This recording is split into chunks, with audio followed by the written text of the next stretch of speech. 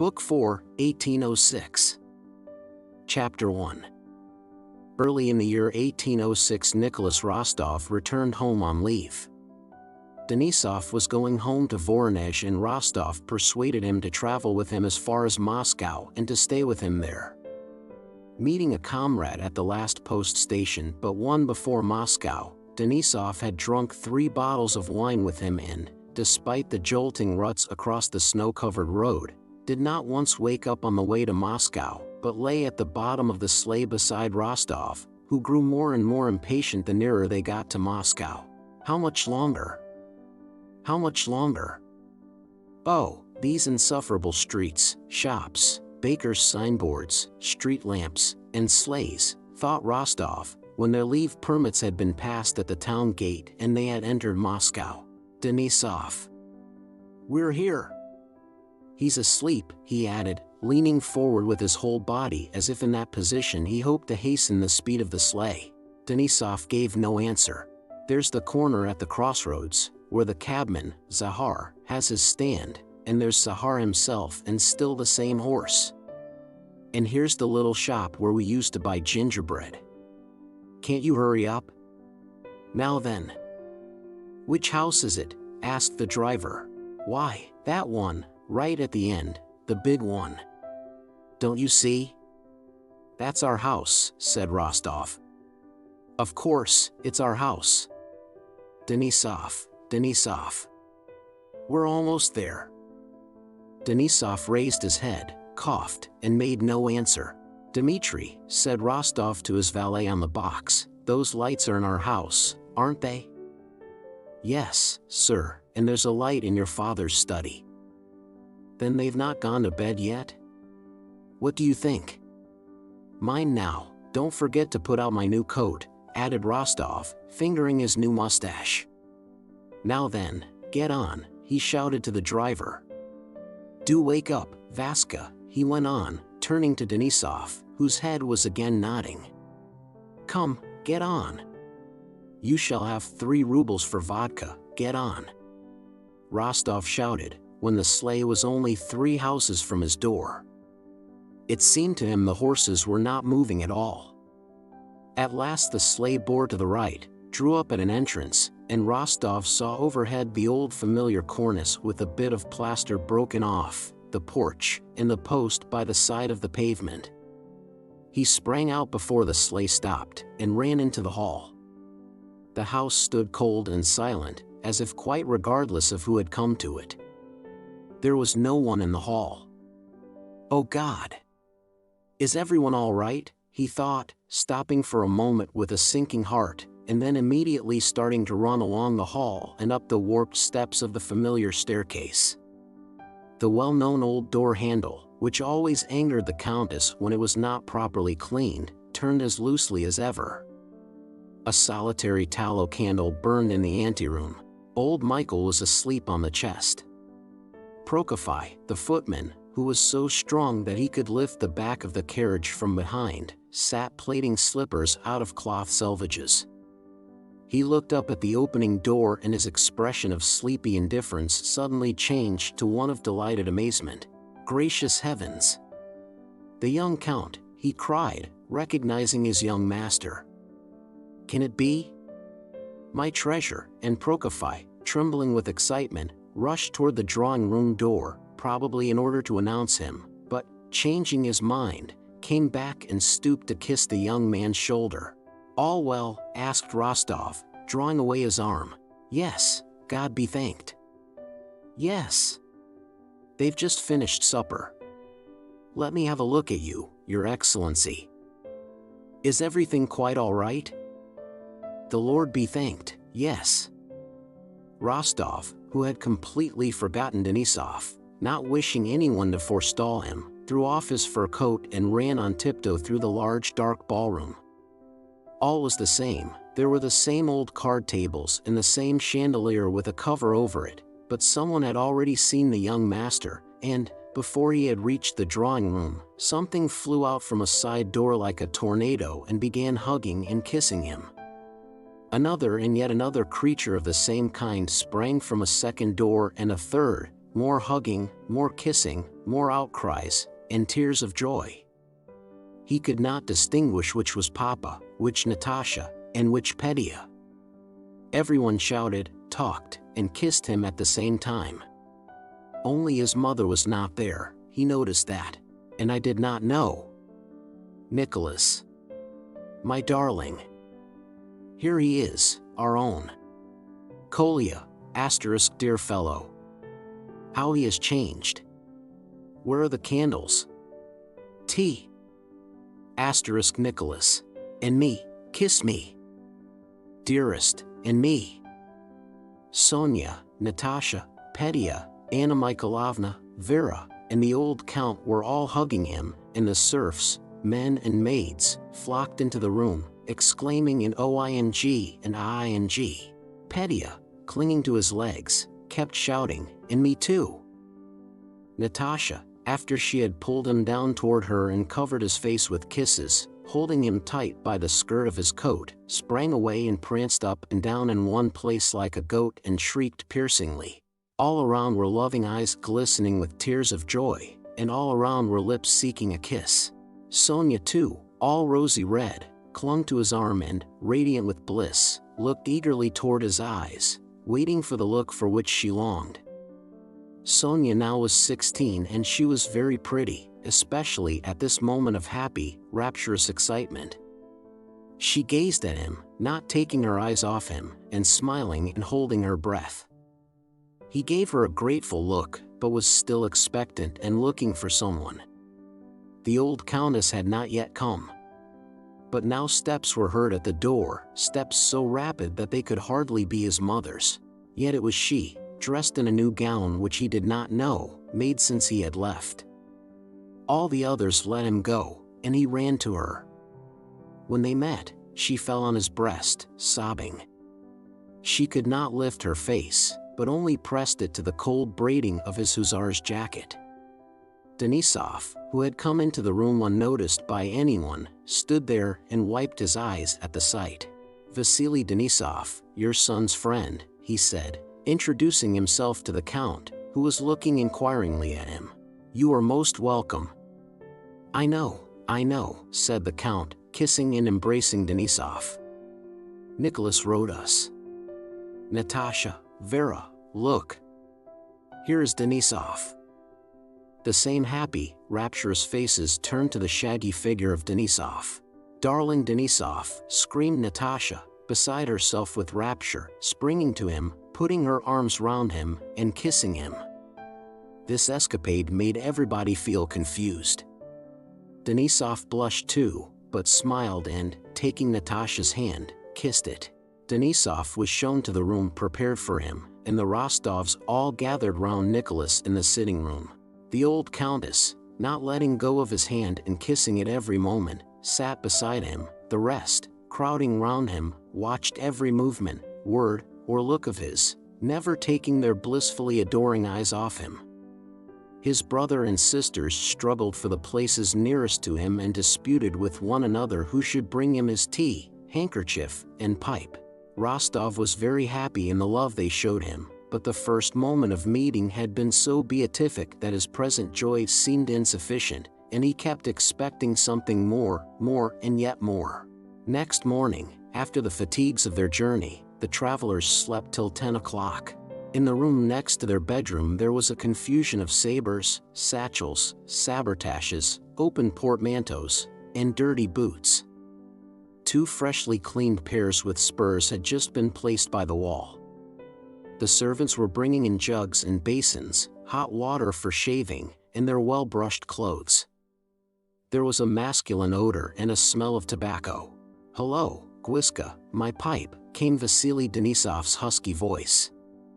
"Wostov, get up." Rostov, rubbing his eyes that seemed glued together, raised his disheveled head from the hot pillow. "Why, is it late?" "Late? It's nearly 10 o'clock, answered Natasha's voice. A rustle of starched petticoats and the whispering and laughter of girls' voices came from the adjoining room. The door was open a crack and there was a glimpse of something blue, of ribbons, black hair, and merry faces. It was Natasha, Sonia, and Petya, who had come to see whether they were getting up. "Nicholas! Get up!" Natasha's voice was again heard at the door. Directly. Meanwhile, Petya, having found and seized the sabers in the outer room, with the delight boys feel at the sight of a military elder brother, and forgetting that it was unbecoming for the girls to see men undressed, opened the bedroom door. "Is this your saber?" he shouted. The girls sprang aside. Denisov hid his hairy legs under the blanket, looking with a scared face at his comrade for help. The door, having let Petya in, closed again. A sound of laughter came from behind it. "Nicholas! Come out in your dressing gown," said Natasha's voice. "Is this your saber?" asked Petya. "Or is it yours?" he said, addressing the black-mustached Denisov with servile deference. Rostov hurriedly put something on his feet, drew on his dressing gown, and went out. Natasha had put on one spurred boot and was just getting her foot into the other. Sonia, when he came in, was twirling round and was about to expand her dresses into a balloon and sit down. They were dressed alike, in new pale blue frocks, and were both fresh, rosy, and bright. Sonia ran away, but Natasha, taking her brother's arm, led him into the sitting room, where they began talking. They hardly gave one another time to ask questions and give replies concerning 1,000 little matters which could not interest anyone but themselves. Natasha laughed at every word he said or that she said herself, not because what they were saying was amusing, but because she felt happy and was unable to control her joy, which expressed itself by laughter. "Oh, how nice, how splendid," she said to everything. Rostov felt that, under the influence of the warm rays of love, that childlike smile which had not once appeared on his face since he left home now for the first time after 18 months again brightened his soul and his face. "No, but listen," she said, "now you are quite a man, aren't you? I'm awfully glad you're my brother." She touched his mustache. "I want to know what you men are like. Are you the same as we?" "No?" "Why did Sonia run away?" asked Rostov. "Ah, yes. That's a whole long story. How are you going to speak to her, thou or you?" "As may happen," said Rostov. "No, call her you, please. I'll tell you all about it some other time." "No, I'll tell you now. You know Sonia's my dearest friend. Such a friend that I burn my arm for her sake. Look here."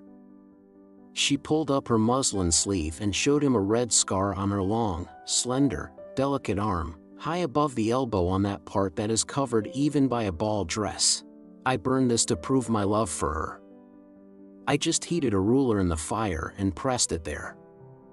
Sitting on the sofa with the little cushions on its arms, in what used to be his old schoolroom, and looking into Natasha's wildly bright eyes, Rostov re-entered that world of home and childhood which had no meaning for anyone else, but gave him some of the best joys of his life, and the burning of an arm with a ruler as a proof of love did not seem to him senseless. He understood and was not surprised at it.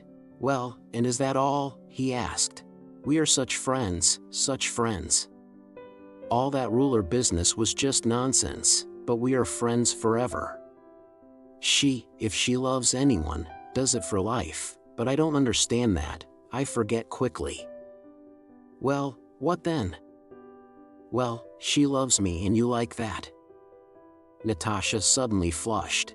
"Why, you remember before you went away?" "Well, she says you are to forget all that. She says, I shall love him always, but let him be free. Isn't that lovely and noble?" "Yes, very noble." "Isn't it?" asked Natasha, so seriously and excitedly that it was evident that what she was now saying she had talked of before, with tears. Rostov became thoughtful. "I never go back on my word," he said. "Besides, Sonia is so charming that only a fool would renounce such happiness." "No, no," cried Natasha, "she and I have already talked it over. We knew you'd say so. But it won't do, because you see, if you say that, if you consider yourself bound by your promise, it will seem as if she had not meant it seriously. It makes it as if you were marrying her because you must, and that wouldn't do at all." Rostov saw that it had been well considered by them. Sonia had already struck him by her beauty on the preceding day. Today, when he had caught a glimpse of her, she seemed still more lovely. She was a charming girl of 16, evidently passionately in love with him. He did not doubt that for an instant. Why should he not love her now, and even marry her, Rostov thought, but just now there were so many other pleasures and interests before him. Yes, they have taken a wise decision, he thought. I must remain free. "Well then, that's excellent," said he. "We'll talk it over later on." "Oh, how glad I am to have you." "Well, and are you still true to Boris?" he continued. "Oh, what nonsense," cried Natasha, laughing. "I don't think about him or anyone else, and I don't want anything of the kind." "Dear me. Then what are you up to now?" "Now," repeated Natasha, and a happy smile lit up her face. "Have you seen Duport?" "No." "Not seen Duport, the famous dancer?" "Well then, you won't understand. That's what I'm up to." Curving her arms, Natasha held out her skirts as dancers do, ran back a few steps, turned, cut a caper, brought her little feet sharply together, and made some steps on the very tips of her toes. "See, I'm standing." "See," she said, but could not maintain herself on her toes any longer. "So that's what I'm up to. I'll never marry anyone, but will be a dancer. Only don't tell anyone." Rostov laughed so loud and merrily that Denisov, in his bedroom, felt envious, and Natasha could not help joining in. "No, but don't you think it's nice?" she kept repeating. "Nice. And so you no longer wish to marry Boris?" Natasha flared up. "I don't want to marry anyone. And I'll tell him so when I see him." "Dear me," said Rostov. "But that's all rubbish," Natasha chattered on. "And is Denisov nice?" she asked. "Yes, indeed." "Oh, well then, goodbye, go and dress." "Is he very terrible, Denisov?" "Why terrible?" asked Nicholas. "No, Vaska is a splendid fellow." "You call him Vaska? That's funny. And is he very nice?" "Very." "Well then, be quick. We'll all have breakfast together." And Natasha rose and went out of the room on tiptoe, like a ballet dancer, but smiling as only happy girls of 15 can smile. When Rostov met Sonia in the drawing room, he reddened. He did not know how to behave with her. The evening before, in the first happy moment of meeting, they had kissed each other, but today they felt it could not be done. He felt that everybody, including his mother and sisters, was looking inquiringly at him and watching to see how he would behave with her. He kissed her hand and addressed her not as thou but as you, Sonia. But their eyes met and said thou, and exchanged tender kisses. Her looks asked him to forgive her for having dared, by Natasha's intermediacy, to remind him of his promise, and then thanked him for his love. His looks thanked her for offering him his freedom and told her that one way or another he would never cease to love her, for that would be impossible. "How strange it is," said Vera, selecting a moment when all were silent, "that Sonia and Nicholas now say you to one another and meet like strangers." Vera's remark was correct, as her remarks always were, but, like most of her observations, it made everyone feel uncomfortable, not only Sonia, Nicholas, and Natasha, but even the old countess, who, dreading this love affair which might hinder Nicholas from making a brilliant match, blushed like a girl. Denisov, to Rostov's surprise, appeared in the drawing room with pomaded hair, perfumed, and in a new uniform, looking just as smart as he made himself when going into battle, and he was more amiable to the ladies and gentlemen than Rostov had ever expected to see him. Chapter 2. On his return to Moscow from the army, Nicholas Rostov was welcomed by his home circle as the best of sons, a hero, and their darling Nikolenka, by his relations as a charming, attractive, and polite young man, by his acquaintances as a handsome lieutenant of hussars, a good dancer, and one of the best matches in the city. The Rostovs knew everybody in Moscow. The old count had money enough that year, as all his estates had been remortgaged, and so Nicholas, acquiring a trotter of his own, very stylish riding breeches of the latest cut, such as no one else yet had in Moscow, and boots of the latest fashion, with extremely pointed toes and small silver spurs, passed his time very gaily. After a short period of adapting himself to the old conditions of life, Nicholas found it very pleasant to be at home again. He felt that he had grown up and matured very much. His despair at failing in a scripture examination, his borrowing money from Gavril to pay a sleigh driver, his kissing Sonia on the sly, he now recalled all this as childishness he had left immeasurably behind. Now he was a lieutenant of hussars, in a jacket laced with silver, and wearing the Cross of St. George, awarded to soldiers for bravery in action, and in the company of well-known, elderly, and respected racing men was training a trotter of his own for a race. He knew a lady on one of the boulevards whom he visited of an evening. He led the mazurka at the Arkarov's ball, talked about the war with Field Marshal Kamensky, visited the English club, and was on intimate terms with a colonel of 40 to whom Denisov had introduced him. His passion for the emperor had cooled somewhat in Moscow. But still, as he did not see him and had no opportunity of seeing him, he often spoke about him and about his love for him, letting it be understood that he had not told all and that there was something in his feelings for the emperor not everyone could understand, and with his whole soul he shared the adoration then common in Moscow for the emperor, who was spoken of as the angel incarnate. During Rostov's short stay in Moscow, before rejoining the army, he did not draw closer to Sonia, but rather drifted away from her. She was very pretty and sweet, and evidently deeply in love with him, but he was at the period of youth when there seems so much to do that there is no time for that sort of thing, and a young man fears to bind himself and prizes his freedom which he needs for so many other things. When he thought of Sonia, during this stay in Moscow, he said to himself, there will be, and there are, many more such girls somewhere whom I do not yet know. There will be time enough to think about love when I want to, but now I have no time. Besides, it seemed to him that the society of women was rather derogatory to his manhood. He went to balls and into ladies' society with an affectation of doing so against his will. The races, the English club, sprees with Denisov, and visits to a certain house, that was another matter and quite the thing for a dashing young hussar. At the beginning of March, old Count Ilya Rostov was very busy arranging a dinner in honor of Prince Bagration at the English club. The Count walked up and down the hall in his dressing gown, giving orders to the club steward and to the famous Feoktist, the club's head cook, about asparagus, fresh cucumbers, strawberries, veal, and fish for this dinner.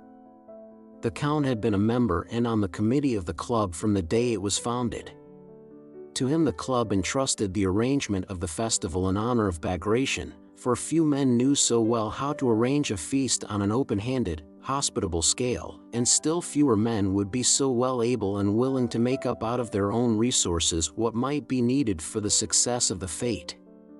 The club cook and the steward listened to the Count's orders with pleased faces, for they knew that under no other management could they so easily extract a good profit for themselves from a dinner costing several thousand rubles.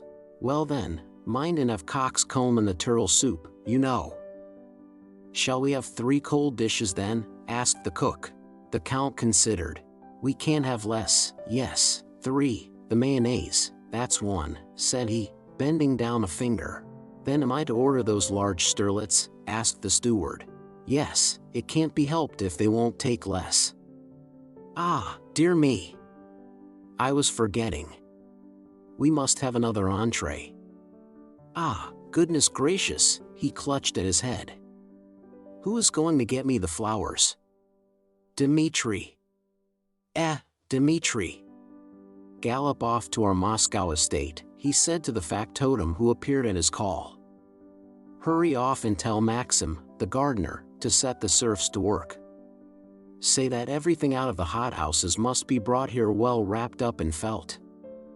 I must have 200 pots here on Friday. Having given several more orders, he was about to go to his little countess to have a rest, but remembering something else of importance, he returned again, called back the cook and the club steward, and again began giving orders. A light footstep and the clinking of spurs were heard at the door, and the young count, handsome, rosy, with a dark little mustache, evidently rested and made sleeker by his easy life in Moscow, entered the room. "Ah, my boy, my head's in a whirl," said the old man with a smile, as if he felt a little confused before his son. "Now, if you would only help a bit. I must have singers too. I shall have my own orchestra, but shouldn't we get the gypsy singers as well? You military men like that sort of thing." "Really, Papa, I believe Prince Bagration worried himself less before the Battle of Schöngrabern than you do now," said his son with a smile. The old count pretended to be angry. "Yes, you talk, but try it yourself." And the count turned to the cook, who, with a shrewd and respectful expression, looked observantly and sympathetically at the father and son. "What have the young people come to nowadays? Theoctist," said he, laughing at us old fellows. "That's so, Your Excellency, all they have to do is to eat a good dinner, but providing it and serving it all up, that's not their business." That's it, exclaimed the count, and gaily seizing his son by both hands, he cried, "Now I've got you, so take the sleigh and pair at once, and go to Bezukhov's, and tell him Count Ilya has sent you to ask for strawberries and fresh pineapples. We can't get them from anyone else. He's not there himself, so you'll have to go in and ask the princesses, and from there go on to the Rasgulier, the coachman Apatka knows, and look up the gypsy Ilyishka, the one who danced at Count Orlov's, you remember, in a white Cossack coat, and bring him along to me." "And am I to bring the gypsy girls along with him?" asked Nicholas, laughing. Dear. At that moment, with noiseless footsteps and with the businesslike, preoccupied, yet meekly Christian look which never left her face, Anna Mikhailovna entered the hall. Though she came upon the count in his dressing gown every day, he invariably became confused and begged her to excuse his costume. "No matter at all, my dear count," she said, meekly closing her eyes. "But I'll go to Bezukhov's myself. Pierre has arrived, and now we shall get anything we want from his hothouses. I have to see him in any case. He has forwarded me a letter from Boris. Thank God, Boris is now on the staff." The count was delighted at Anna Mikhailovna's taking upon herself one of his commissions and ordered the small closed carriage for her. "Tell Bezukhov to come. I'll put his name down." "Is his wife with him?" he asked. Anna Mikhailovna turned up her eyes, and profound sadness was depicted on her face. "Ah, my dear friend, he is very unfortunate," she said. "If what we hear is true, it is dreadful. How little we dreamed of such a thing when we were rejoicing at his happiness. And such a lofty angelic soul as young Bezukhov. Yes, I pity him from my heart, and shall try to give him what consolation I can." "What is the matter?" asked both the young and old Rostov. Anna Mikhailovna sighed deeply.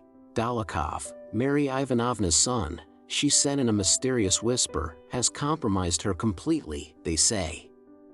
Pierre took him up, invited him to his house in Petersburg, and now, she has come here and that daredevil after her," said Anna Mikhailovna, wishing to show her sympathy for Pierre, but by involuntary intonations and a half-smile betraying her sympathy for the daredevil, as she called Dolokhov.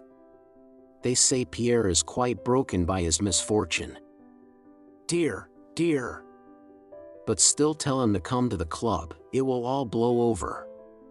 It will be a tremendous banquet." Next day, the 3rd of March, soon after 1 o'clock, 250 members of the English club and 50 guests were awaiting the guest of honor and hero of the Austrian campaign, Prince Bagration, to dinner. On the first arrival of the news of the Battle of Austerlitz, Moscow had been bewildered. At that time, the Russians were so used to victories that on receiving news of the defeat some would simply not believe it, while others sought some extraordinary explanation of so strange an event. In the English club, where all who were distinguished, important, and well-informed foregathered when the news began to arrive in December, nothing was said about the war and the last battle, as though all were in a conspiracy of silence. The men who set the tone in conversation, Count Rostophin, Prince Yuri Dolgorukov, Valuev, Count Markov, and Prince Vyazemsky, did not show themselves at the club, but met in private houses and intimate circles, and the Muscovites who took their opinions from others, Ilya Rostov among them, remained for a while without any definite opinion on the subject of the war and without leaders. The Muscovites felt that something was wrong and that to discuss the bad news was difficult, and so it was best to be silent. But after a while, just as a jury comes out of its room, the bigwigs who guided the club's opinion reappeared, and everybody began speaking clearly and definitely. Reasons were found for the incredible, unheard of, and impossible event of a Russian defeat. Everything became clear, and in all corners of Moscow the same things began to be said. These reasons were the treachery of the Austrians, a defective commissariat, the treachery of the Pole Przebysewski and of the Frenchman Langeron, Kutuzov's incapacity, and, it was whispered, the youth and inexperience of the sovereign, who had trusted worthless and insignificant people. But the army, the Russian army, everyone declared, was extraordinary and had achieved miracles of valor. The soldiers, officers, and generals were heroes. But the hero of heroes was Prince Bagration, distinguished by his Schön-Grabern affair and by the retreat from Austerlitz, where he alone had withdrawn his column unbroken and had all day beaten back an enemy force twice as numerous as his own. What also conduced to Bagration's being selected as Moscow's hero was the fact that he had no connections in the city and was a stranger there. In his person, honor was shown to a simple fighting Russian soldier without connections and intrigues, and to one who was associated by memories of the Italian campaign with the name of Suvorov. Moreover, paying such honor to Bagration was the best way of expressing disapproval and dislike of Kutuzov. Had there been no Bagration, it would have been necessary to invent him, said the wit Shinshin, parodying the words of Voltaire. Kutuzov no one spoke of, except some who abused him in whispers, calling him a court weathercock and an old satyr.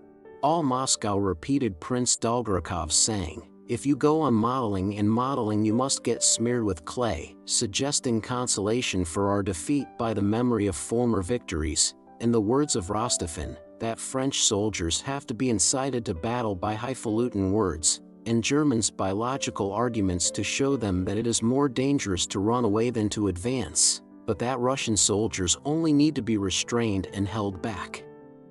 On all sides, new and fresh anecdotes were heard of individual examples of heroism shown by our officers and men at Austerlitz.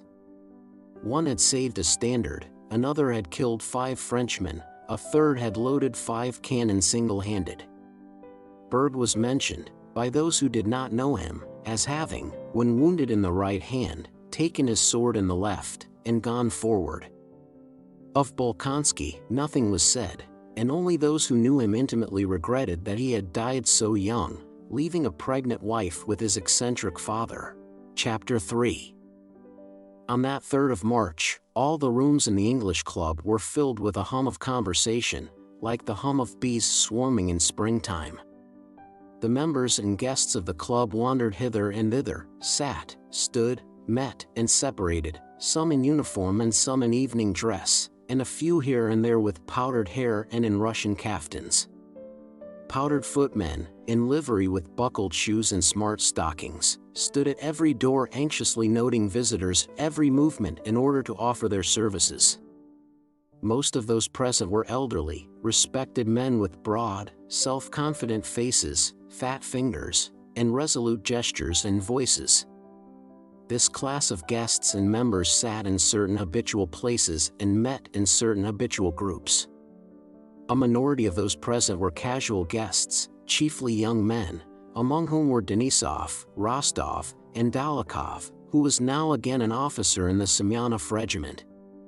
The faces of these young people, especially those who were military men, bore that expression of condescending respect for their elders which seems to say to the older generation, "We are prepared to respect and honor you, but all the same remember that the future belongs to us." Nesvitsky was there as an old member of the club. Pierre, who at his wife's command had let his hair grow and abandoned his spectacles, went about the rooms fashionably dressed but looking sad and dull. Here, as elsewhere, he was surrounded by an atmosphere of subservience to his wealth, and being in the habit of lording it over these people, he treated them with absent-minded contempt. By his age he should have belonged to the younger men, but by his wealth and connections he belonged to the groups of old and honored guests, and so he went from one group to another. Some of the most important old men were the center of groups which even strangers approached respectfully to hear the voices of well-known men. The largest circles formed round Count Rostophin, Valuev, and Naryshkin. Rostophin was describing how the Russians had been overwhelmed by flying Austrians and had had to force their way through them with bayonets. Valuev was confidentially telling that Uvarov had been sent from Petersburg to ascertain what Moscow was thinking about Austerlitz. In the third circle, Naryshkin was speaking of the meeting of the Austrian Council of War at which Suvorov crowed like a cock in reply to the nonsense talked by the Austrian generals. Shinshin, standing close by, tried to make a joke, saying that Kutuzov had evidently failed to learn from Suvorov even so simple a thing as the art of crowing like a cock, but the elder members glanced severely at the wit, making him feel that in that place and on that day, it was improper to speak so of Kutuzov.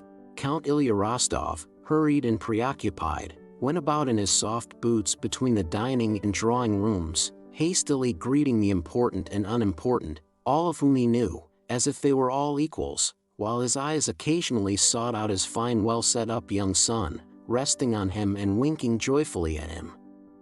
Young Rostov stood at a window with Dolokhov, whose acquaintance he had lately made and highly valued. The old count came up to them and pressed Dolokhov's hand. "Please come and visit us, you know my brave boy, been together out there, both playing the hero." "Ah, Vasily Ignatovich. How d'ye do, old fellow," he said, turning to an old man who was passing, but before he had finished his greeting there was a general stir, and a footman who had run and announced, with a frightened face, "He's arrived." Bells rang, the stewards rushed forward, and, like rice shaken together in a shovel, the guests who had been scattered about in different rooms came together and crowded in the large drawing room by the door of the ballroom. Bagration appeared in the doorway of the anteroom without hat or sword, which, in accord with the club custom, he had given up to the hall porter. He had no lambskin cap on his head, nor had he a loaded whip over his shoulder, as when Rostov had seen him on the eve of the Battle of Austerlitz, but wore a tight new uniform with Russian and foreign orders, and the Star of St. George on his left breast. Evidently just before coming to the dinner he had had his hair and whiskers trimmed, which changed his appearance for the worse. There was something naively festive in his air, which, in conjunction with his firm and virile features, gave him a rather comical expression. Bekleshev and Fyodor Uvarov, who had arrived with him, paused at the doorway to allow him, as the guest of honor, to enter first. Bagration was embarrassed, not wishing to avail himself of their courtesy, and this caused some delay at the doors, but after all he did at last enter first. He walked shyly and awkwardly over the parquet floor of the reception room, not knowing what to do with his hands. He was more accustomed to walk over a plowed field under fire, as he had done at the head of the Kursk regiment at Schön-Grabern, and he would have found that easier. The committeemen met him at the first door and, expressing their delight at seeing such a highly honored guest, took possession of him as it were, without waiting for his reply, surrounded him, and led him to the drawing room. It was at first impossible to enter the drawing room door for the crowd of members and guests jostling one another and trying to get a good look at Bagration over each other's shoulders, as if he were some rare animal. Count Ilya Rostov, laughing and repeating the words, "Make way, dear boy. Make way," pushed through the crowd more energetically than anyone, led the guests into the drawing room, and seated them on the center sofa. The bigwigs, the most respected members of the club, beset the new arrivals. Count Ilya, again thrusting his way through the crowd, went out of the drawing room and reappeared a minute later with another committeeman, carrying a large silver salver which he presented to Prince Bagration. On the salver lay some verses composed and printed in the hero's honor. Bagration, on seeing the salver, glanced around in dismay, as though seeking help. But all eyes demanded that he should submit. Feeling himself in their power, he resolutely took the salver with both hands and looked sternly and reproachfully at the count who had presented it to him. Someone obligingly took the dish from Bagration, or he would, it seemed, have held it till evening and have gone into dinner with it, and drew his attention to the verses. "Well, I will read them, then," Bagration seemed to say, and, fixing his weary eyes on the paper, began to read them with a fixed and serious expression. But the author himself took the verses and began reading them aloud. Bagration bowed his head and listened. "Bring glory then to Alexander's reign. And on the throne our Titus shield. A dreaded foe be thou, kind-hearted as a man. Auriphius at home, a Caesar in the field, he unfortunate Napoleon. Knows by experience, now, Bagration. And dare not Herculean Russians trouble." But before he had finished reading, a stentorian majordomo announced that dinner was ready. The door opened, and from the dining room came the resounding strains of the Polonaise. Conquest's joyful thunder waken. Triumph, valiant Russians, now!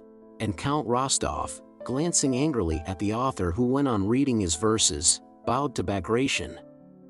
Everyone rose, feeling that dinner was more important than verses, and Bagration, again preceding all the rest, went into dinner.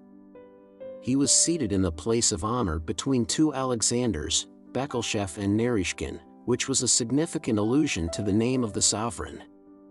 300 persons took their seats in the dining room, according to their rank and importance, the more important nearer to the honored guest, as naturally as water flows deepest where the land lies lowest.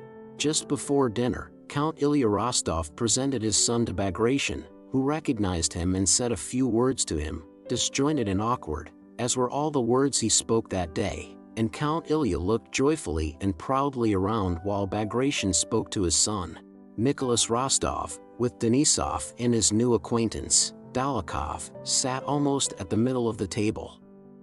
Facing them sat Pierre, beside Prince Nesvitsky. Count Ilya Rostov with the other members of the committee sat facing Bagration and, as the very personification of Moscow hospitality, did the honors to the prince. His efforts had not been in vain. The dinner, both the Lenten and the other fare, was splendid, yet he could not feel quite at ease till the end of the meal. He winked at the butler, whispered directions to the footmen, and awaited each expected dish with some anxiety. Everything was excellent.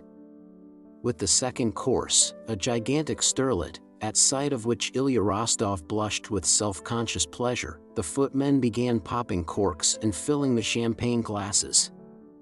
After the fish, which made a certain sensation, the count exchanged glances with the other committeemen. "There will be many toasts, it's time to begin," he whispered, and taking up his glass, he rose. All were silent, waiting for what he would say. "To the health of our sovereign, the emperor," he cried, and at the same moment his kindly eyes grew moist with tears of joy and enthusiasm. The band immediately struck up Conquest's joyful thunder waken, all rose and cried hurrah. Bagration also rose and shouted hurrah, in exactly the same voice in which he had shouted it on the field at Schöngrabern. Young Rostov's ecstatic voice could be heard above the 300 others. he nearly wept. To the health of our sovereign, the emperor, he roared, hurrah, and emptying his glass at one gulp he dashed it to the floor. Many followed his example, and the loud shouting continued for a long time. When the voices subsided, the footmen cleared away the broken glass and everybody sat down again, smiling at the noise they had made and exchanging remarks. The old count rose once more, glanced at a note lying beside his plate, and proposed a toast, to the health of the hero of our last campaign, Prince Peter Ivanovich Bagration, and again his blue eyes grew moist. "Hurrah!" cried the 300 voices again, but instead of the band a choir began singing a cantata composed by Paul Ivanovich Kutuzov. Russians. O'er all barriers on, courage conquest guarantees. Have we not Bagration? He brings foemen to their knees, etc. As soon as the singing was over, another and another toast was proposed and Count Ilya Rostov became more and more moved, more glass was smashed, and the shouting grew louder. They drank to Bekleshev, Naryshkin, Uvarov, Dolgorukov, Apraxin, Valuev, to the committee, to all the club members and to all the club guests, and finally to Count Ilya Rostov separately, as the organizer of the banquet. At that toast, the Count took out his handkerchief and, covering his face, wept outright. Chapter 4. Pierre sat opposite Dolokhov and Nicholas Rostov. As usual, he ate and drank much, and eagerly. But those who knew him intimately noticed that some great change had come over him that day. He was silent all through dinner and looked about, blinking and scowling, or, with fixed eyes and a look of complete absent-mindedness, kept rubbing the bridge of his nose. His face was depressed and gloomy. He seemed to see and hear nothing of what was going on around him and to be absorbed by some depressing and unsolved problem. The unsolved problem that tormented him was caused by hints given by the princess, his cousin, at Moscow, concerning Dolokhov's intimacy with his wife, and by an anonymous letter he had received that morning, which in the mean jocular way common to anonymous letters said that he saw badly through his spectacles, but that his wife's connection with Dolokhov was a secret to no one but himself. Pierre absolutely disbelieved both the princess' hints and the letter, but he feared now to look at Dolokhov, who was sitting opposite him. Every time he chanced to meet Dolokhov's handsome insolent eyes, Pierre felt something terrible and monstrous rising in his soul and turned quickly away. Involuntarily recalling his wife's past and her relations with Dolokhov, Pierre saw clearly that what was said in the letter might be true, or might at least seem to be true had it not referred to his wife. He involuntarily remembered how Dolokhov, who had fully recovered his former position after the campaign, had returned to Petersburg and come to him. Availing himself of his friendly relations with Pierre as a boon companion, Dolokhov had come straight to his house, and Pierre had put him up and lent him money. Pierre recalled how Helene had smilingly expressed disapproval of Dolokhov's living at their house, and how cynically Dolokhov had praised his wife's beauty to him and from that time till they came to Moscow had not left them for a day. Yes, he is very handsome, thought Pierre, and I know him. It would be particularly pleasant to him to dishonor my name and ridicule me, just because I have exerted myself on his behalf, befriended him, and helped him. I know and understand what a spice that would add to the pleasure of deceiving me, if it really were true. Yes, if it were true, but I do not believe it. I have no right to, and can't, believe it. He remembered the expression Dolokhov's face assumed in his moments of cruelty, as when tying the policemen to the bear and dropping them into the water, or when he challenged a man to a duel without any reason, or shot a postboy's horse with a pistol.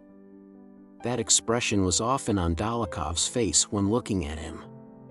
Yes, he is a bully, thought Pierre. To kill a man means nothing to him. It must seem to him that everyone is afraid of him, and that must please him. He must think that I, too, am afraid of him, and in fact I am afraid of him, he thought, and again he felt something terrible and monstrous rising in his soul. Dolokhov, Denisov and Rostov were now sitting opposite Pierre and seemed very gay. Rostov was talking merrily to his two friends, one of whom was a dashing hussar and the other a notorious duelist and rake, and every now and then he glanced ironically at Pierre, whose preoccupied, absent-minded, and massive figure was a very noticeable one at the dinner. Rostov looked inimically at Pierre, first because Pierre appeared to his hussar eyes as a rich civilian, the husband of a beauty, and in a word, an old woman, and secondly because Pierre in his preoccupation and absent-mindedness had not recognized Rostov and had not responded to his greeting. When the emperor's health was drunk, Pierre, lost in thought, did not rise or lift his glass. "What are you about?" shouted Rostov, looking at him in an ecstasy of exasperation. "Don't you hear it's His Majesty the Emperor's health?" Pierre sighed, rose submissively, emptied his glass, and, waiting till all were seated again, turned with his kindly smile to Rostov.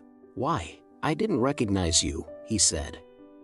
But Rostov was otherwise engaged. He was shouting hurrah. "Why don't you renew the acquaintance?" said Dolokhov to Rostov. "Confound him, he's a fool," said Rostov.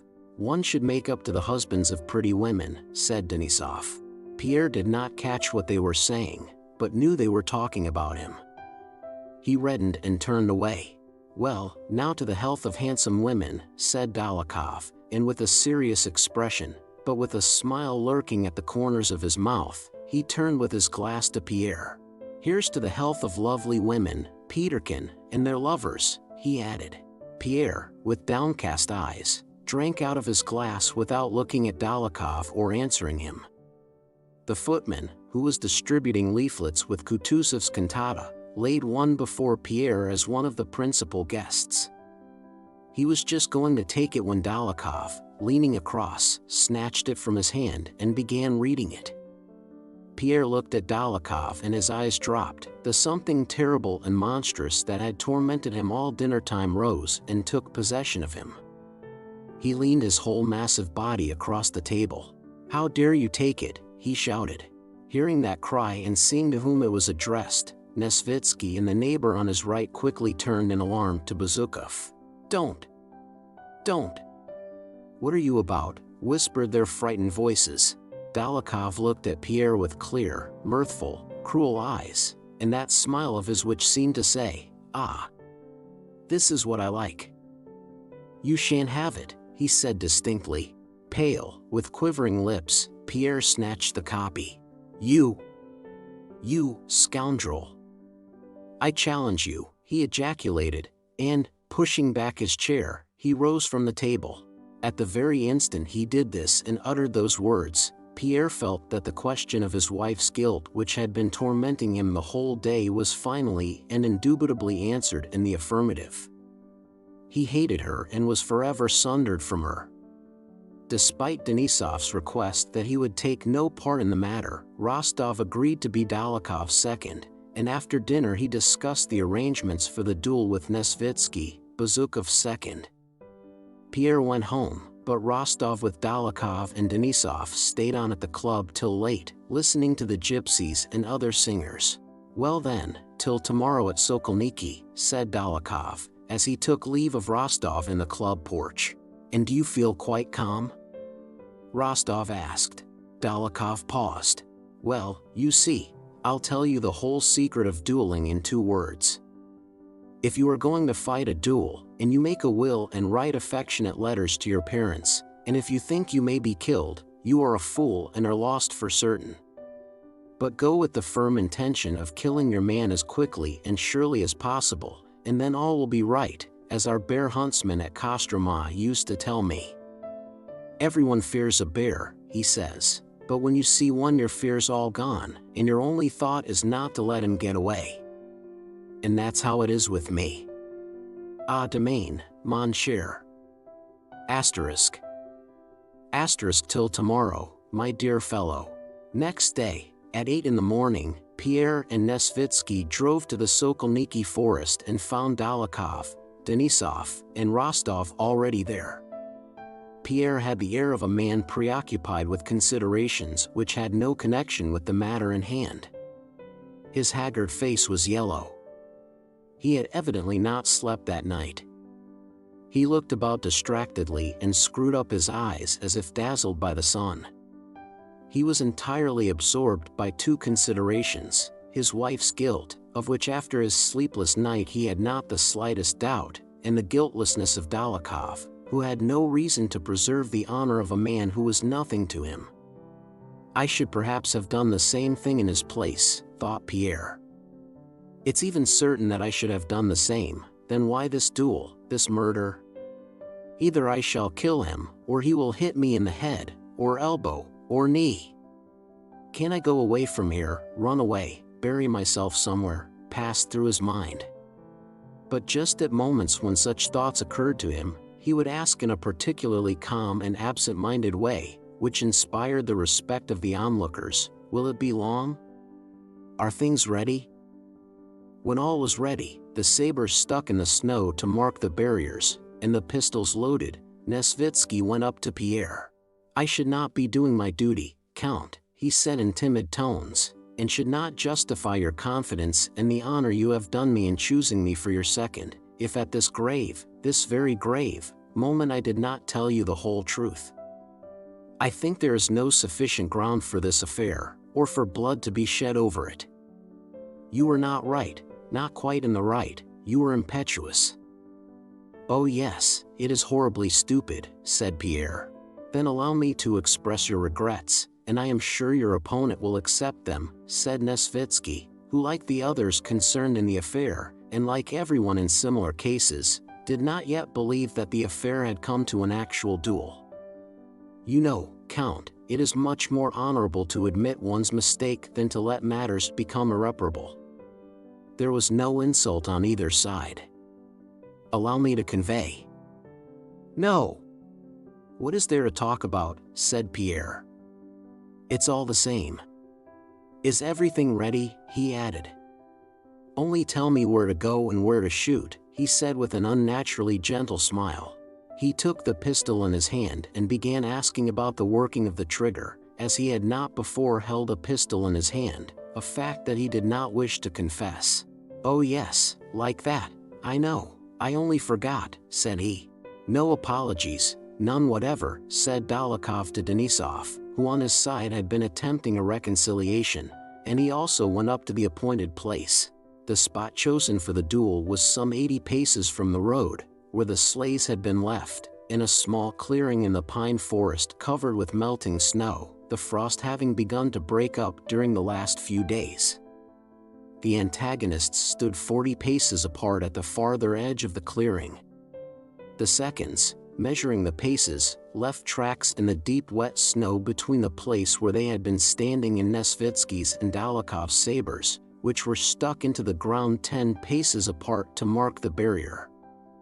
It was thawing and misty. At 40 paces distance nothing could be seen. For 3 minutes all had been ready, but they still delayed and all were silent. Chapter 5. "Well, begin," said Dolokhov. "All right," said Pierre, still smiling in the same way. A feeling of dread was in the air. It was evident that the affair so lightly begun could no longer be averted but was taking its course independently of men's will. Denisov first went to the barrier and announced, "As the adversaries have refused a reconciliation, please proceed. Take your pistols," and at the word "three" begin to advance. "O-N-E. Tiwa. 3, he shouted angrily and stepped aside.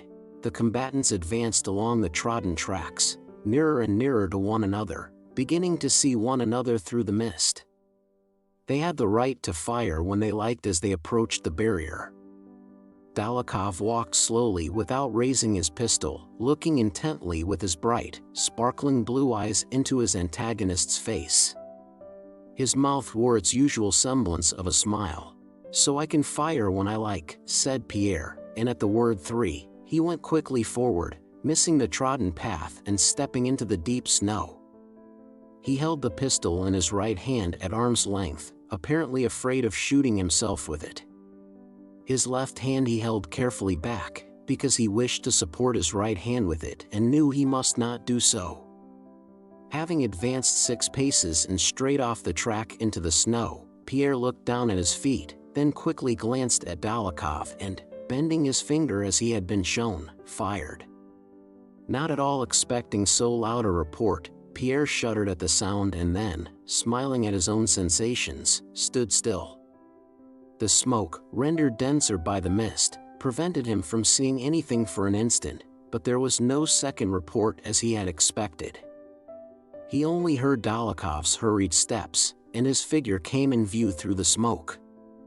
He was pressing one hand to his left side, while the other clutched his drooping pistol. His face was pale. Rostov ran toward him and said something. "No," muttered Dólokhov through his teeth. "No, it's not over." And after stumbling a few staggering steps right up to the saber, he sank on the snow beside it. His left hand was bloody, he wiped it on his coat and supported himself with it. His frowning face was pallid and quivered. "Please," began Dólokhov, but could not at first pronounce the word. "Please," he uttered with an effort.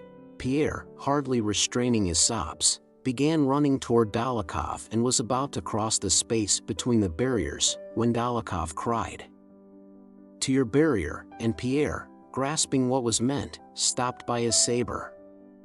Only 10 paces divided them. Dólokhov lowered his head to the snow, greedily bit at it, again raised his head, adjusted himself, drew in his legs and sat up, seeking a firm center of gravity. He sucked and swallowed the cold snow, his lips quivered but his eyes, still smiling, glittered with effort and exasperation as he mustered his remaining strength. He raised his pistol and aimed sideways. "Cover yourself with your pistol," ejaculated Nesvitsky. "Cover yourself," even Denisov cried to his adversary. Pierre, with a gentle smile of pity and remorse, his arms and legs helplessly spread out, stood with his broad chest directly facing Dólokhov and looked sorrowfully at him. Denisov, Rostov, and Nesvitsky closed their eyes. At the same instant they heard a report and Dolokhov's angry cry. "Missed," shouted Dólokhov, and he lay helplessly, face downwards on the snow. Pierre clutched his temples, and turning round went into the forest, trampling through the deep snow, and muttering incoherent words.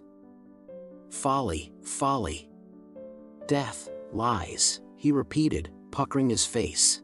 Nesvitsky stopped him and took him home. Rostov and Denisov drove away with the wounded Dólokhov. The latter lay silent in the sleigh with closed eyes and did not answer a word to the questions addressed to him.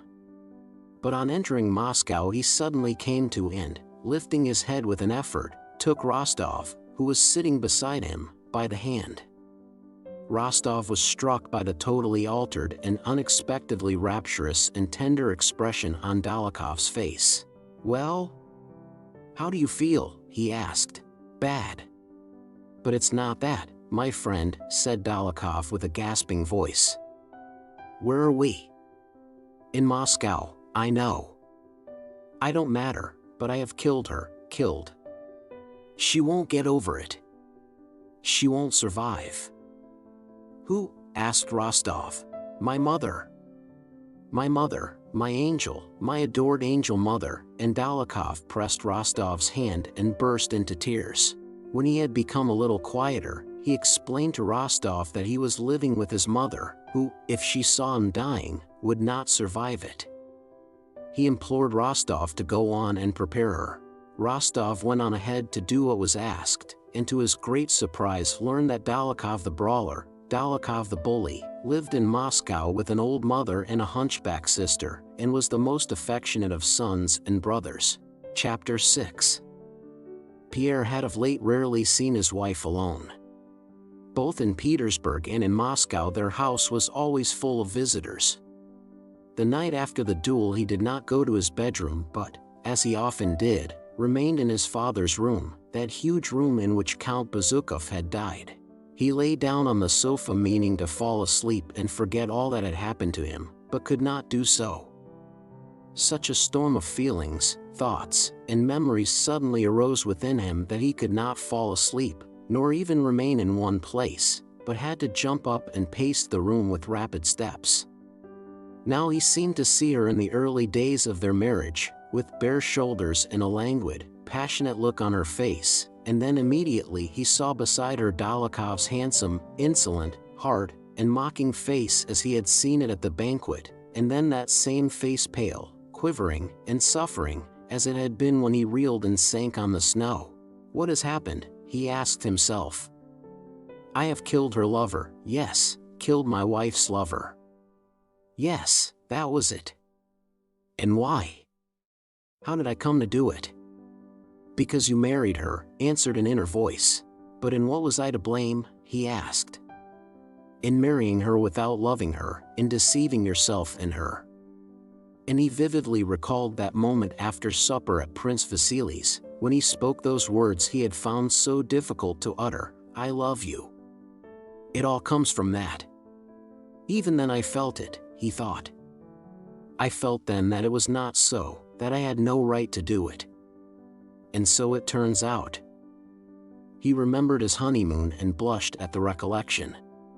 Particularly vivid, humiliating, and shameful was the recollection of how one day soon after his marriage he came out of the bedroom into his study a little before noon in his silk dressing gown and found his head steward there, who, bowing respectfully, looked into his face and at his dressing gown and smiled slightly, as if expressing respectful understanding of his employer's happiness.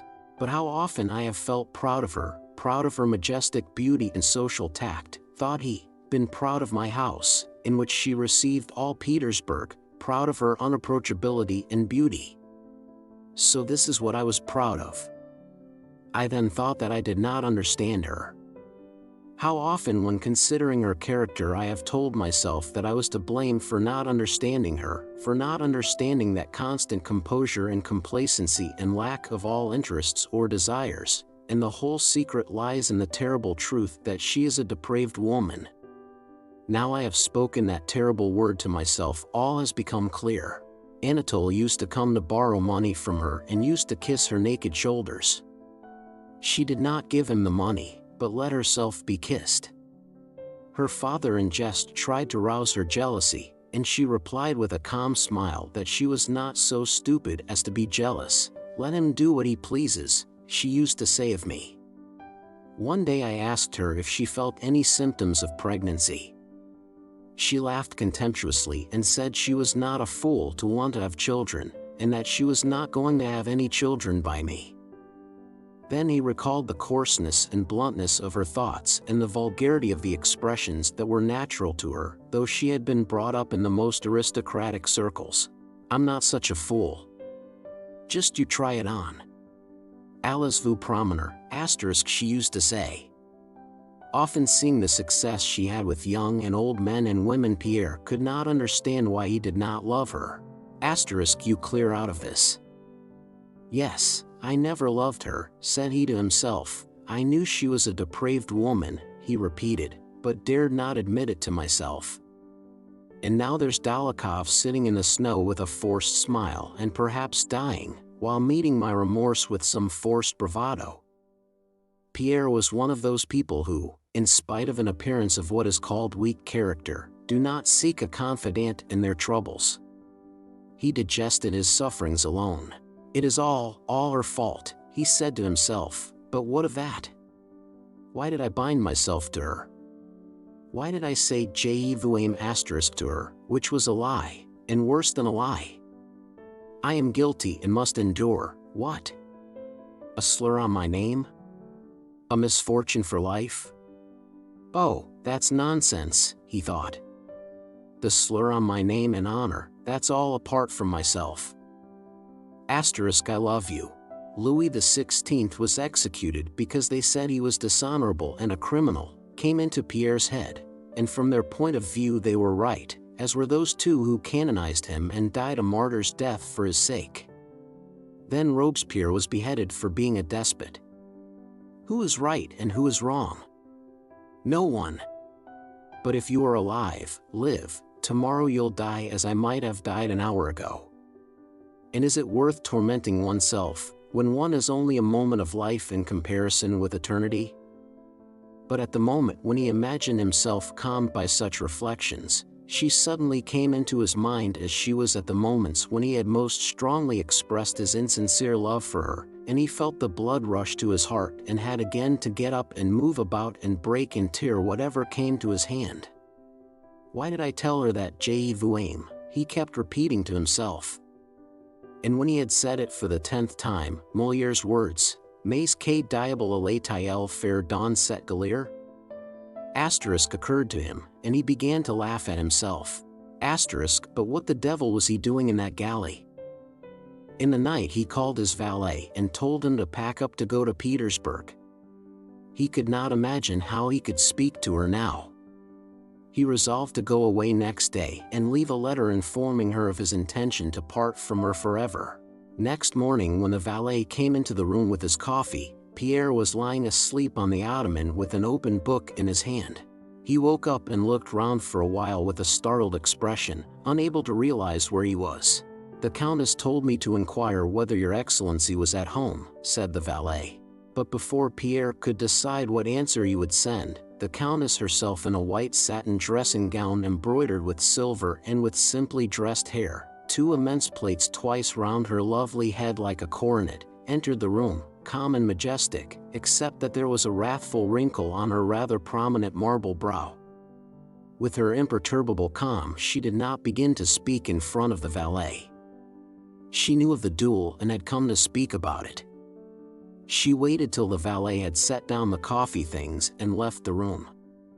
Pierre looked at her timidly over his spectacles, and like a hare surrounded by hounds who lays back her ears and continues to crouch motionless before her enemies, he tried to continue reading.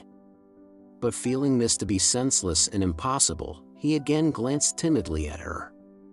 She did not sit down but looked at him with a contemptuous smile, waiting for the valet to go. "Well, what's this now? What have you been up to now? I should like to know," she asked sternly. What have I?" stammered Pierre. "So it seems you're a hero, eh? Come now, what was this duel about? What is it meant to prove? What? I ask you." Pierre turned over heavily on the ottoman and opened his mouth, but could not reply. "If you won't answer, I'll tell you," Hélène went on. "You believe everything you're told." "You were told," Hélène laughed, "that Dólokhov was my lover," she said in French with her coarse plainness of speech, uttering the word amant as casually as any other word, "and you believed it. Well, what have you proved? What does this duel prove? That you're a fool, que vous êtes un sot, but everybody knew that. What will be the result? That I shall be the laughingstock of all Moscow, that everyone will say that you, drunk and not knowing what you were about, challenged a man you are jealous of without cause." Hélène raised her voice and became more and more excited. "A man who's a better man than you in every way." "Hm, growled Pierre, frowning without looking at her, and not moving a muscle. "And how could you believe he was my lover?" "Why? Because I like his company?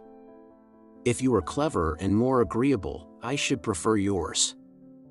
"Don't speak to me, I beg you," muttered Pierre hoarsely. "Why shouldn't I speak?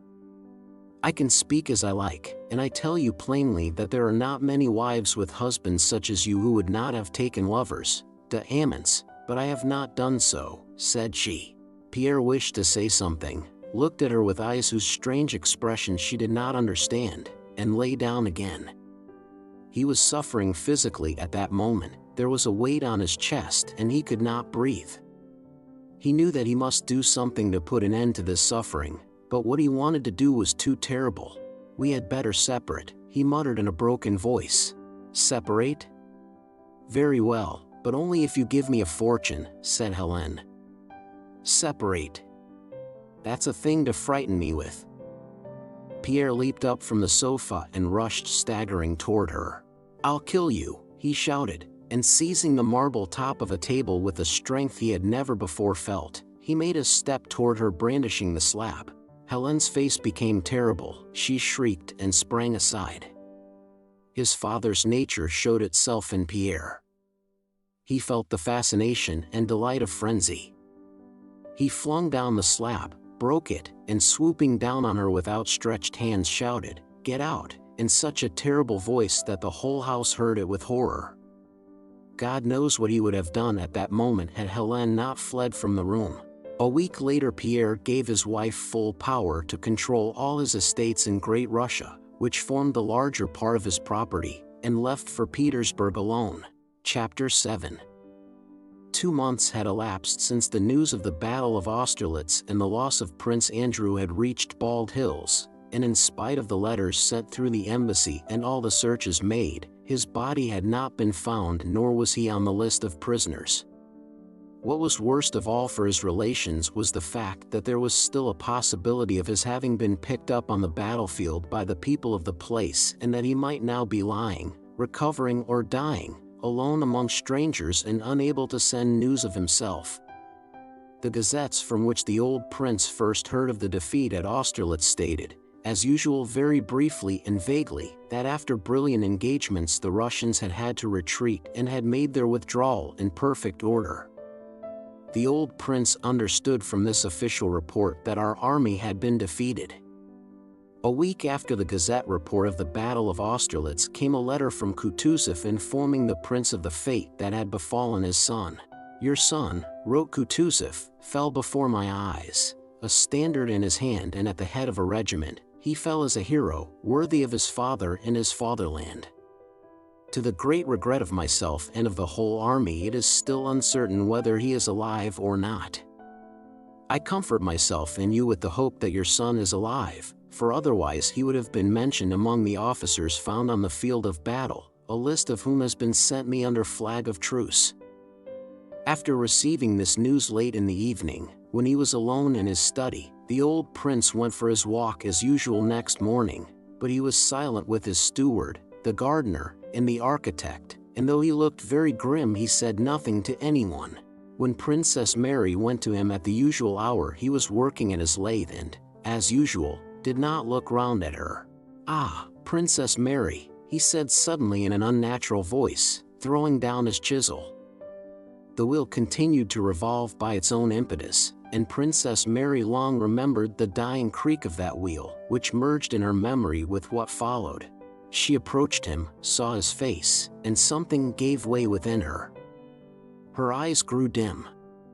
By the expression of her father's face, not sad, not crushed, but angry and working unnaturally, she saw that hanging over her and about to crush her was some terrible misfortune, the worst in life, one she had not yet experienced, irreparable and incomprehensible, the death of one she loved. "Father!" "Andrew!" said the ungraceful, awkward princess with such an indescribable charm of sorrow and self-forgetfulness that her father could not bear her look but turned away with a sob. "Bad news. He's not among the prisoners nor among the killed." Kutuzov writes, and he screamed as piercingly as if he wished to drive the princess away by that scream. "Killed!" The princess did not fall down or faint. She was already pale, but on hearing these words her face changed and something brightened in her beautiful, radiant eyes. It was as if joy, a supreme joy apart from the joys and sorrows of this world, overflowed the great grief within her. She forgot all fear of her father, went up to him, took his hand, and drawing him down put her arm round his thin, scraggy neck. "Father," she said, "do not turn away from me, let us weep together." "Scoundrels! Blackguards!" shrieked the old man, turning his face away from her. "Destroying the army, destroying the men. And why? Go, go and tell Lise." The princess sank helplessly into an armchair beside her father and wept. She saw her brother now as he had been at the moment when he took leave of her and of Lise, his look tender yet proud. She saw him tender and amused as he was when he put on the little icon. Did he believe? Had he repented of his unbelief? Was he now there? There in the realms of eternal peace and blessedness, she thought. "Father, tell me how it happened," she asked through her tears. "Go! Go!" Killed in battle, where the best of Russian men and Russia's glory were led to destruction. "Go, Princess Mary." Go and tell Lise. I will follow."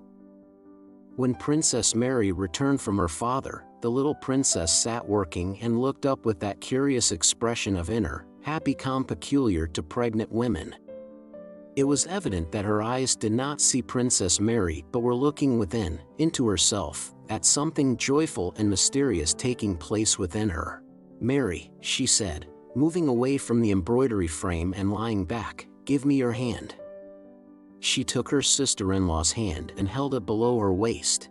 Her eyes were smiling expectantly, her downy lip rose and remained lifted in childlike happiness. Princess Mary knelt down before her and hid her face in the folds of her sister-in-law's dress.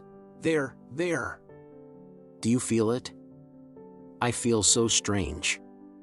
And do you know, Mary, I am going to love him very much," said Lise, looking with bright and happy eyes at her sister-in-law. Princess Mary could not lift her head, she was weeping. "What is the matter, Mary?" "Nothing, only I feel sad about Andrew," she said, wiping away her tears on her sister-in-law's knee. Several times in the course of the morning Princess Mary began trying to prepare her sister-in-law, and every time began to cry. Unobservant as was the little princess, these tears, the cause of which she did not understand, agitated her. She said nothing but looked about uneasily as if in search of something. Before dinner the old prince, of whom she was always afraid, came into her room with a peculiarly restless and malign expression and went out again without saying a word. She looked at Princess Mary, then sat thinking for a while with that expression of attention to something within her that is only seen in pregnant women, and suddenly began to cry. "Has anything come from Andrew?" she asked. "No, you know it's too soon for news. But my father is anxious and I feel afraid." "So there's nothing?" "Nothing," answered Princess Mary, looking firmly with her radiant eyes at her sister-in-law. She had determined not to tell her and persuaded her father to hide the terrible news from her till after her confinement, which was expected within a few days. Princess Mary and the old prince each bore and hid their grief in their own way. The old prince would not cherish any hope.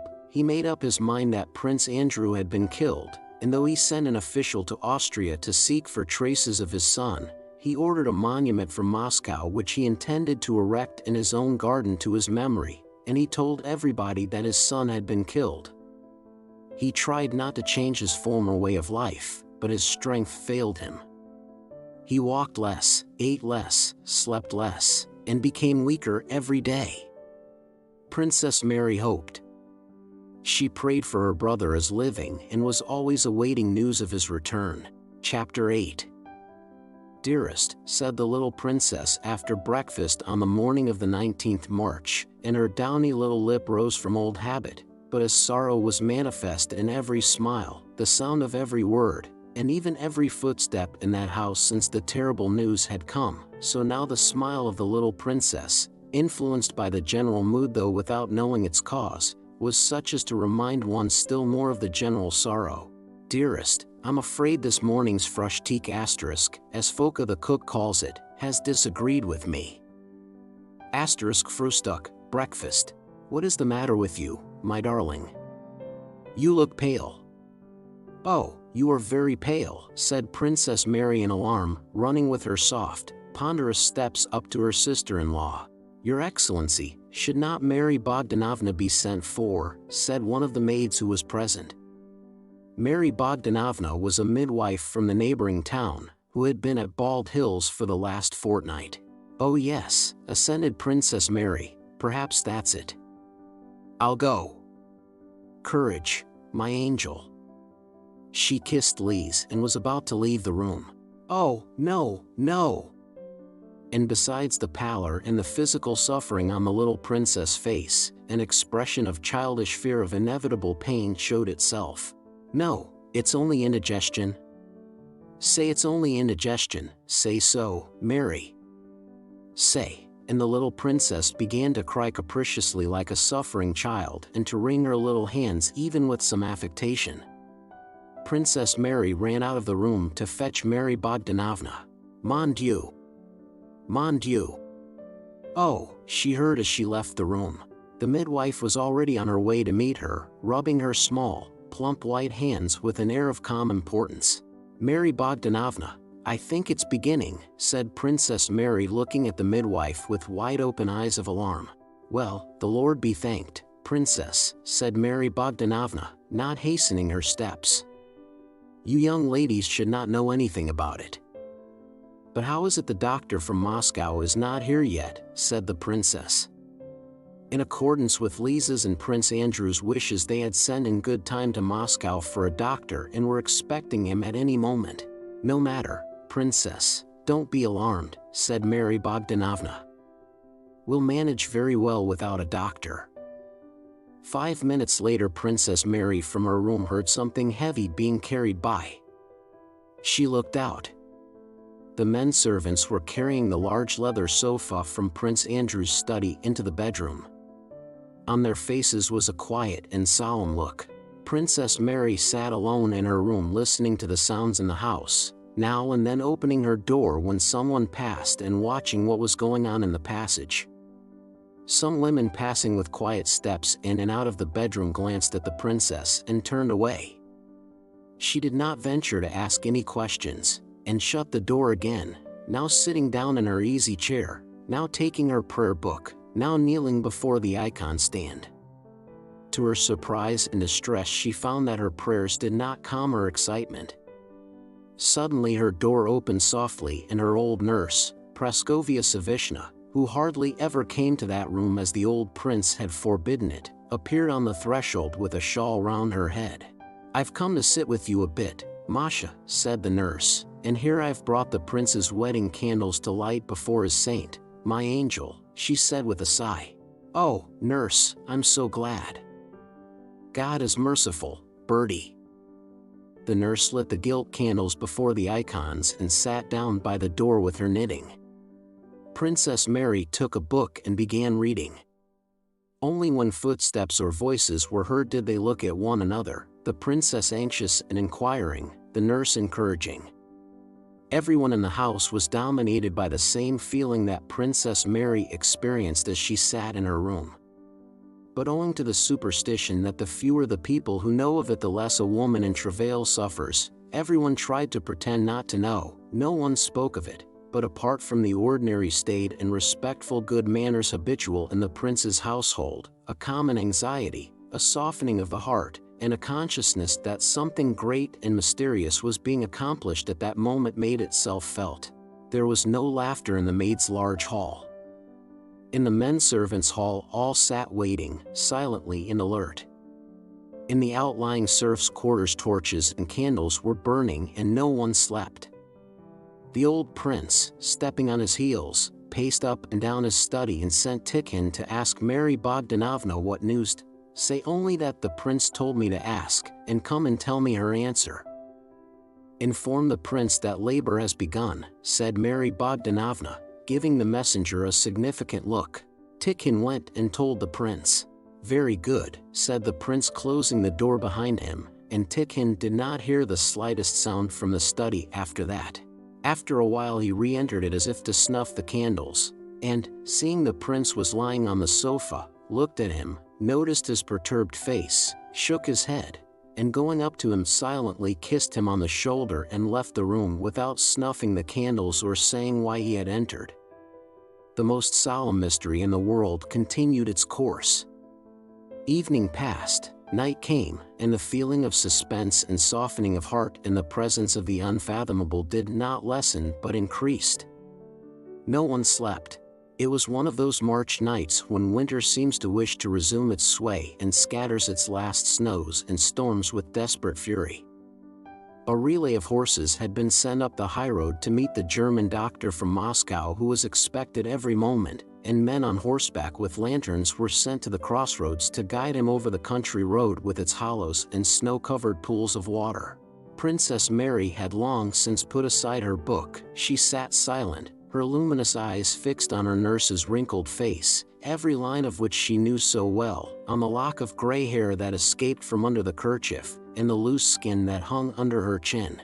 Nurse Savishna, knitting in hand, was telling in low tones, scarcely hearing or understanding her own words, what she had told hundreds of times before, how the late princess had given birth to Princess Mary in Kishinev with only a Moldavian peasant woman to help instead of a midwife. God is merciful, doctors are never needed, she said. Suddenly a gust of wind beat violently against the casement of the window, from which the double frame had been removed. By order of the prince, one window frame was removed in each room as soon as the larks returned, and, forcing open a loosely closed latch, set the damask curtain flapping and blew out the candle with its chill, snowy draught. Princess Mary shuddered. Her nurse, putting down the stocking she was knitting, went to the window and leaning out tried to catch the open casement. The cold wind flapped the ends of her kerchief and her loose locks of gray hair. "Princess, my dear, there's someone driving up the avenue," she said, holding the casement and not closing it. "With lanterns. Most likely the doctor." "Oh, my God." "Thank God," said Princess Mary. "I must go and meet him, he does not know Russian." Princess Mary threw a shawl over her head and ran to meet the newcomer. As she was crossing the anteroom, she saw through the window a carriage with lanterns, standing at the entrance. She went out on the stairs. On a banister post stood a tallow candle which guttered in the draught. On the landing below, Philip, the footman, stood looking scared and holding another candle. Still lower, beyond the turn of the staircase, one could hear the footstep of someone in thick felt boots, and a voice that seemed familiar to Princess Mary was saying something. "Thank God," said the voice. "And father?" "Gone to bed," replied the voice of Demian, the house steward, who was downstairs. Then the voice said something more, Demian replied, and the steps in the felt boots approached the unseen bend of the staircase more rapidly. "It's Andrew," thought Princess Mary. "No, it can't be, that would be too extraordinary," and at the very moment she thought this, the face and figure of Prince Andrew, in a fur cloak the deep collar of which covered with snow, appeared on the landing where the footman stood with the candle. Yes, it was he, pale, thin, with a changed and strangely softened but agitated expression on his face. He came up the stairs and embraced his sister.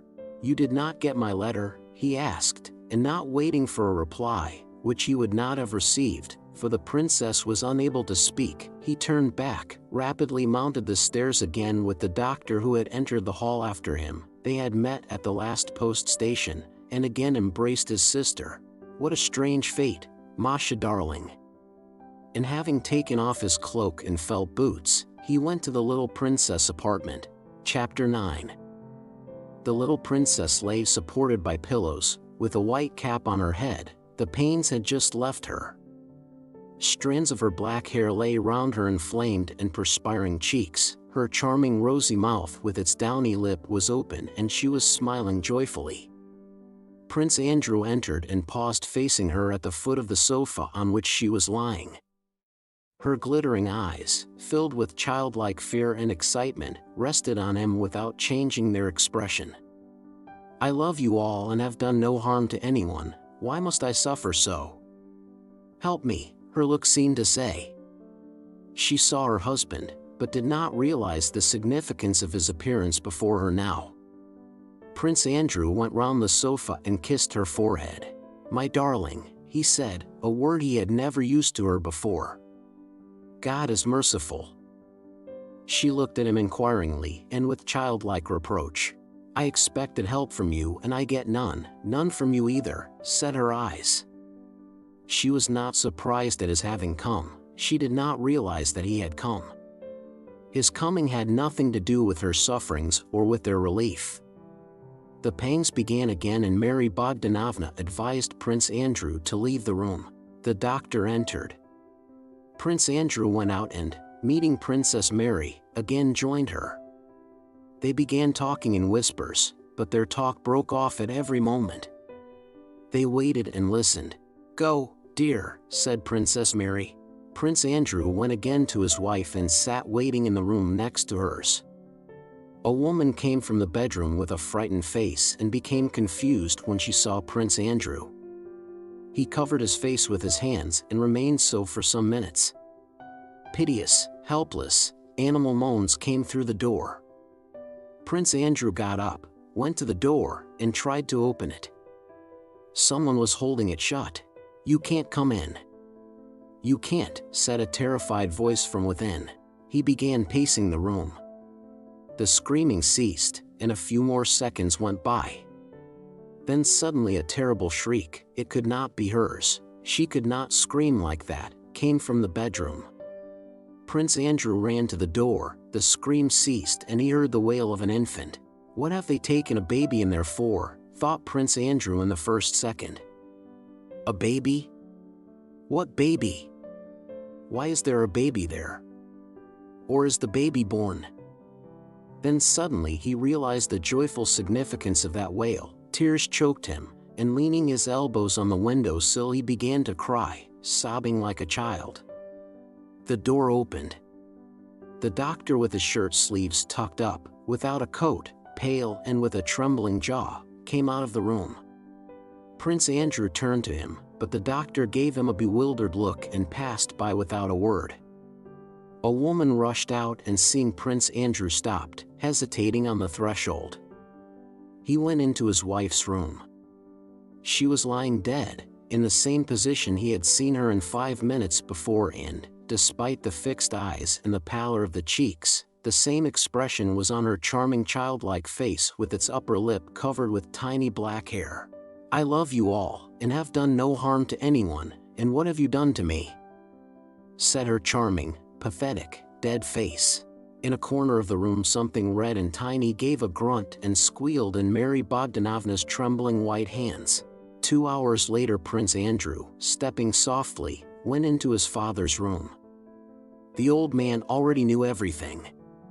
He was standing close to the door, and as soon as it opened his rough old arms closed like a vice round his son's neck, and without a word he began to sob like a child. 3 days later the little princess was buried, and Prince Andrew went up the steps to where the coffin stood, to give her the farewell kiss. And there in the coffin was the same face, though with closed eyes.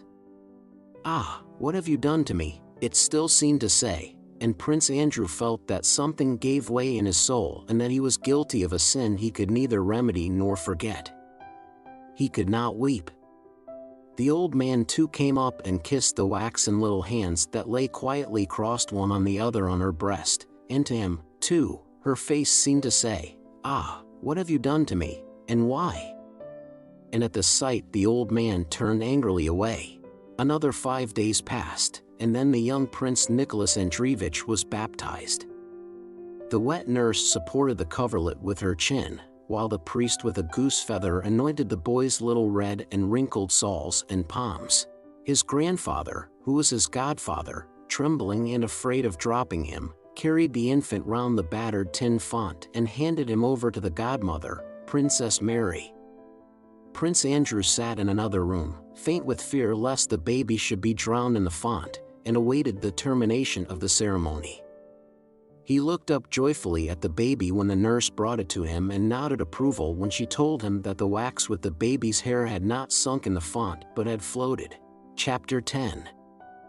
Rostov's share in Dólokhov's duel with Bezukhov was hushed up by the efforts of the old count, and instead of being degraded to the ranks as he expected, he was appointed an adjutant to the Governor-General of Moscow. As a result, he could not go to the country with the rest of the family, but was kept all summer in Moscow by his new duties. Dólokhov recovered, and Rostov became very friendly with him during his convalescence.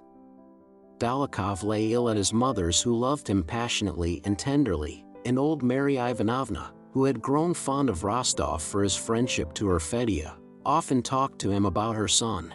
"Yes, Count," she would say, "he is too noble and pure-souled for our present, depraved world.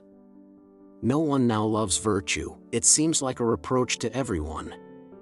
Now tell me, Count, was it right, was it honorable, of Bezukhov?" And Fedya, with his noble spirit, loved him and even now never says a word against him. Those pranks in Petersburg when they played some tricks on a policeman, didn't they do it together? And there, Bezukhov got off scot-free, while Fedya had to bear the whole burden on his shoulders. Fancy what he had to go through. It's true he has been reinstated, but how could they fail to do that? I think there were not many such gallant sons of the fatherland out there as he. And now, this duel. Have these people no feeling or honor? Knowing him to be an only son, to challenge him and shoot so straight. It's well God had mercy on us. And what was it for? Who doesn't have intrigues nowadays? Why, if he was so jealous, as I see things he should have shown it sooner, but he lets it go on for months.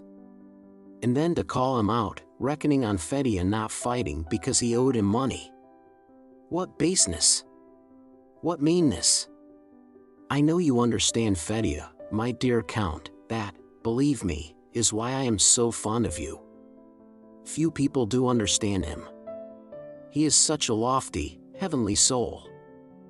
Dolokhov himself during his convalescence spoke to Rostov in a way no one would have expected of him. I know people consider me a bad man, he said. Let them. I don't care a straw about anyone but those I love, I love so that I would give my life for them, and the others I'd throttle if they stood in my way. I have an adored, a priceless mother, and 2 or 3 friends, you among them, and as for the rest I only care about them in so far as they are harmful or useful. And most of them are harmful, especially the women. Yes, dear boy, he continued, I have met loving, noble, high-minded men, but I have not yet met any women, countesses or cooks, who were not venal. I have not yet met that divine purity and devotion I look for in women. If I found such a one I'd give my life for her. But those, and he made a gesture of contempt. And believe me, if I still value my life it is only because I still hope to meet such a divine creature, who will regenerate, purify, and elevate me. But you don't understand it. Oh, yes, I quite understand, answered Rostov, who was under his new friend's influence. In the autumn the Rostovs returned to Moscow. Early in the winter Denisov also came back and stayed with them. The first half of the winter of 1806, which Nicholas Rostov spent in Moscow, was one of the happiest, merriest times for him and the whole family. Nicholas brought many young men to his parents' house. Vera was a handsome girl of 20, Sonia a girl of 16 with all the charm of an opening flower, Natasha, half grown up and half child, was now childishly amusing, now girlishly enchanting. At that time in the Rostovs' house there prevailed an amorous atmosphere characteristic of homes where there are very young and very charming girls. Every young man who came to the house, seeing those impressionable, smiling young faces, smiling probably at their own happiness, feeling the eager bustle around him, and hearing the fitful bursts of song and music and the inconsequent but friendly prattle of young girls ready for anything and full of hope, experienced the same feeling, sharing with the young folk of the Rostovs' household a readiness to fall in love and an expectation of happiness. Among the young men introduced by Rostov one of the first was Dolokhov, whom everyone in the house liked except Natasha. She almost quarreled with her brother about him.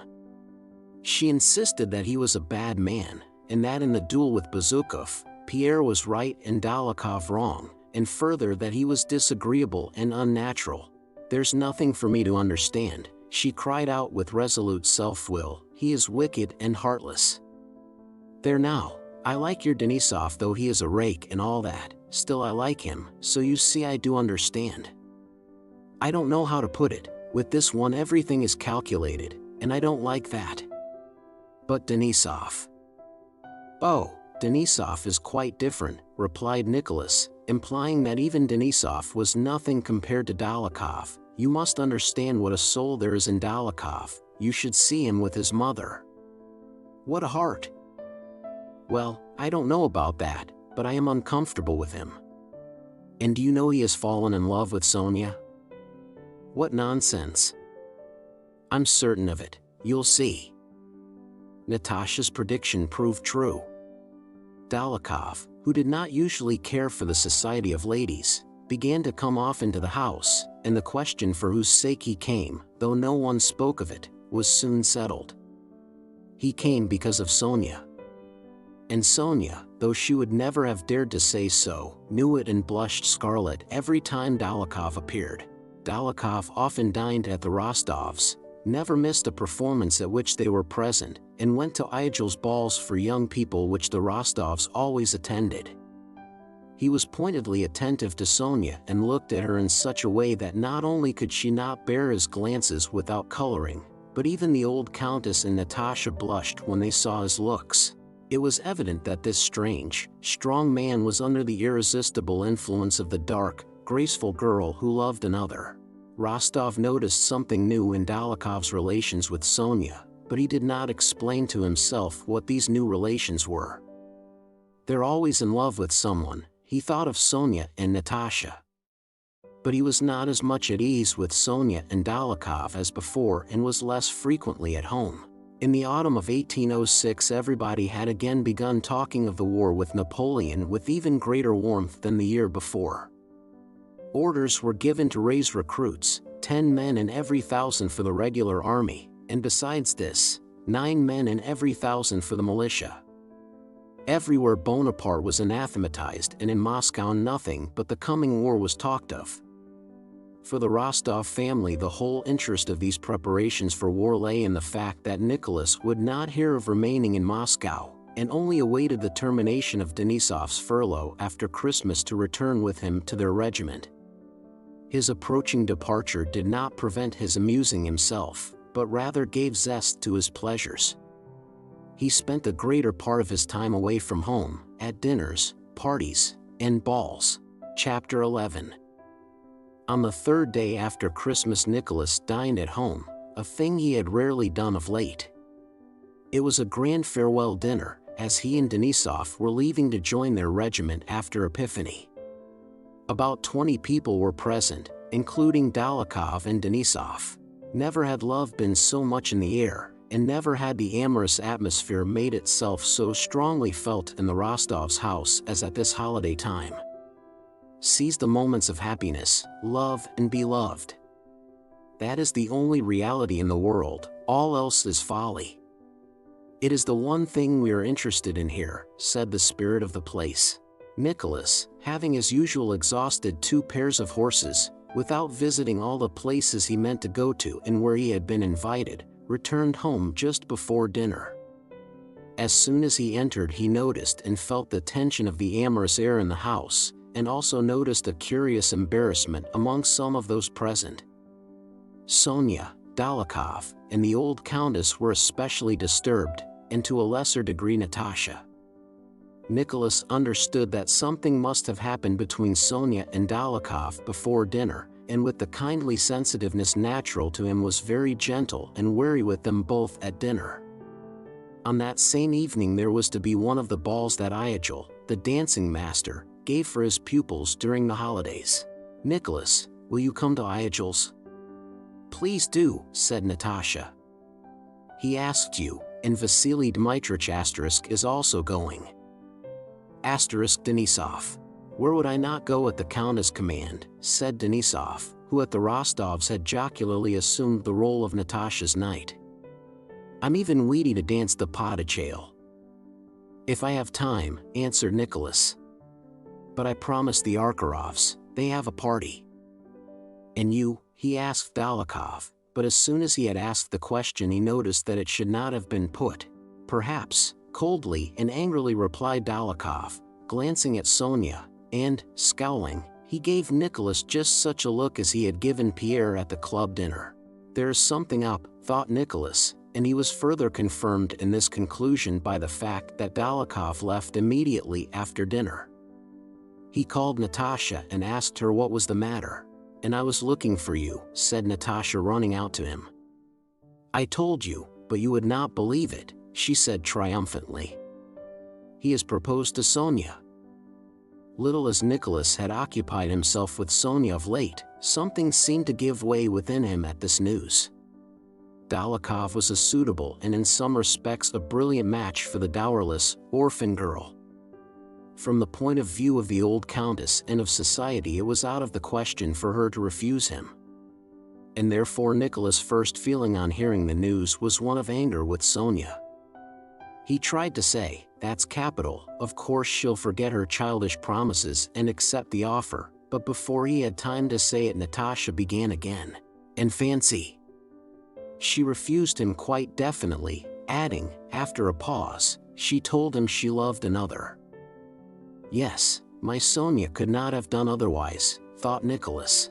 Much as Mama pressed her, she refused, and I know she won't change once she has said. And Mama pressed her, said Nicholas reproachfully. Yes, said Natasha.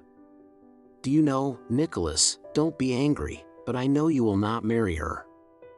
I know, heaven knows how, but I know for certain that you won't marry her. Now you don't know that at all, said Nicholas. But I must talk to her. What a darling Sonia is, he added with a smile. Ah, she is indeed a darling. I'll send her to you. And Natasha kissed her brother and ran away. A minute later Sonia came in with a frightened, guilty, and scared look. Nicholas went up to her and kissed her hand. This was the first time since his return that they had talked alone and about their love. Sophie, he began, timidly at first and then more and more boldly, if you wish to refuse one who is not only a brilliant and advantageous match but a splendid, noble fellow, he is my friend. Sonia interrupted him. I have already refused, she said hurriedly. If you are refusing for my sake, I am afraid that I... Sonia again interrupted. She gave him an imploring, frightened look. Nicholas, don't tell me that, she said. No, but I must. It may be arrogant of me, but still it is best to say it. If you refuse him on my account, I must tell you the whole truth. I love you, and I think I love you more than anyone else. That is enough for me, said Sonia, blushing. No, but I have been in love 1,000 times and shall fall in love again, though for no one have I such a feeling of friendship, confidence, and love as I have for you. Then I am young. Mama does not wish it. In a word, I make no promise. And I beg you to consider Dolokhov's offer, he said, articulating his friend's name with difficulty. Don't say that to me. I want nothing. I love you as a brother and always shall, and I want nothing more. You are an angel, I am not worthy of you, but I am afraid of misleading you. And Nicholas again kissed her hand. Chapter 12. Ilyich were the most enjoyable balls in Moscow. So said the mothers as they watched their young people executing their newly learned steps, and so said the youths and maidens themselves as they danced till they were ready to drop, and so said the grown-up young men and women who came to these balls with an air of condescension and found them most enjoyable. That year 2 marriages had come of these balls. The 2 pretty young princesses Gorchakov met suitors there and were married, and so further increased the fame of these dances. What distinguished them from others was the absence of host or hostess and the presence of the good-natured Ilyich, flying about like a feather and bowing according to the rules of his art, as he collected the tickets from all his visitors. There was the fact that only those came who wished to dance and amuse themselves as girls of 13 and 14 do who are wearing long dresses for the first time. With scarcely any exceptions they all were, or seemed to be, pretty, so rapturous were their smiles and so sparkling their eyes. Sometimes the best of the pupils, of whom Natasha, who was exceptionally graceful, was first, even danced the pas de châle, but at this last ball only the écossaise, the anglaise, and the mazurka, which was just coming into fashion, were danced. Ilyich had taken a ballroom in Bezukhov's house, and the ball, as everyone said, was a great success. There were many pretty girls, and the Rostov girls were among the prettiest. They were both particularly happy and gay.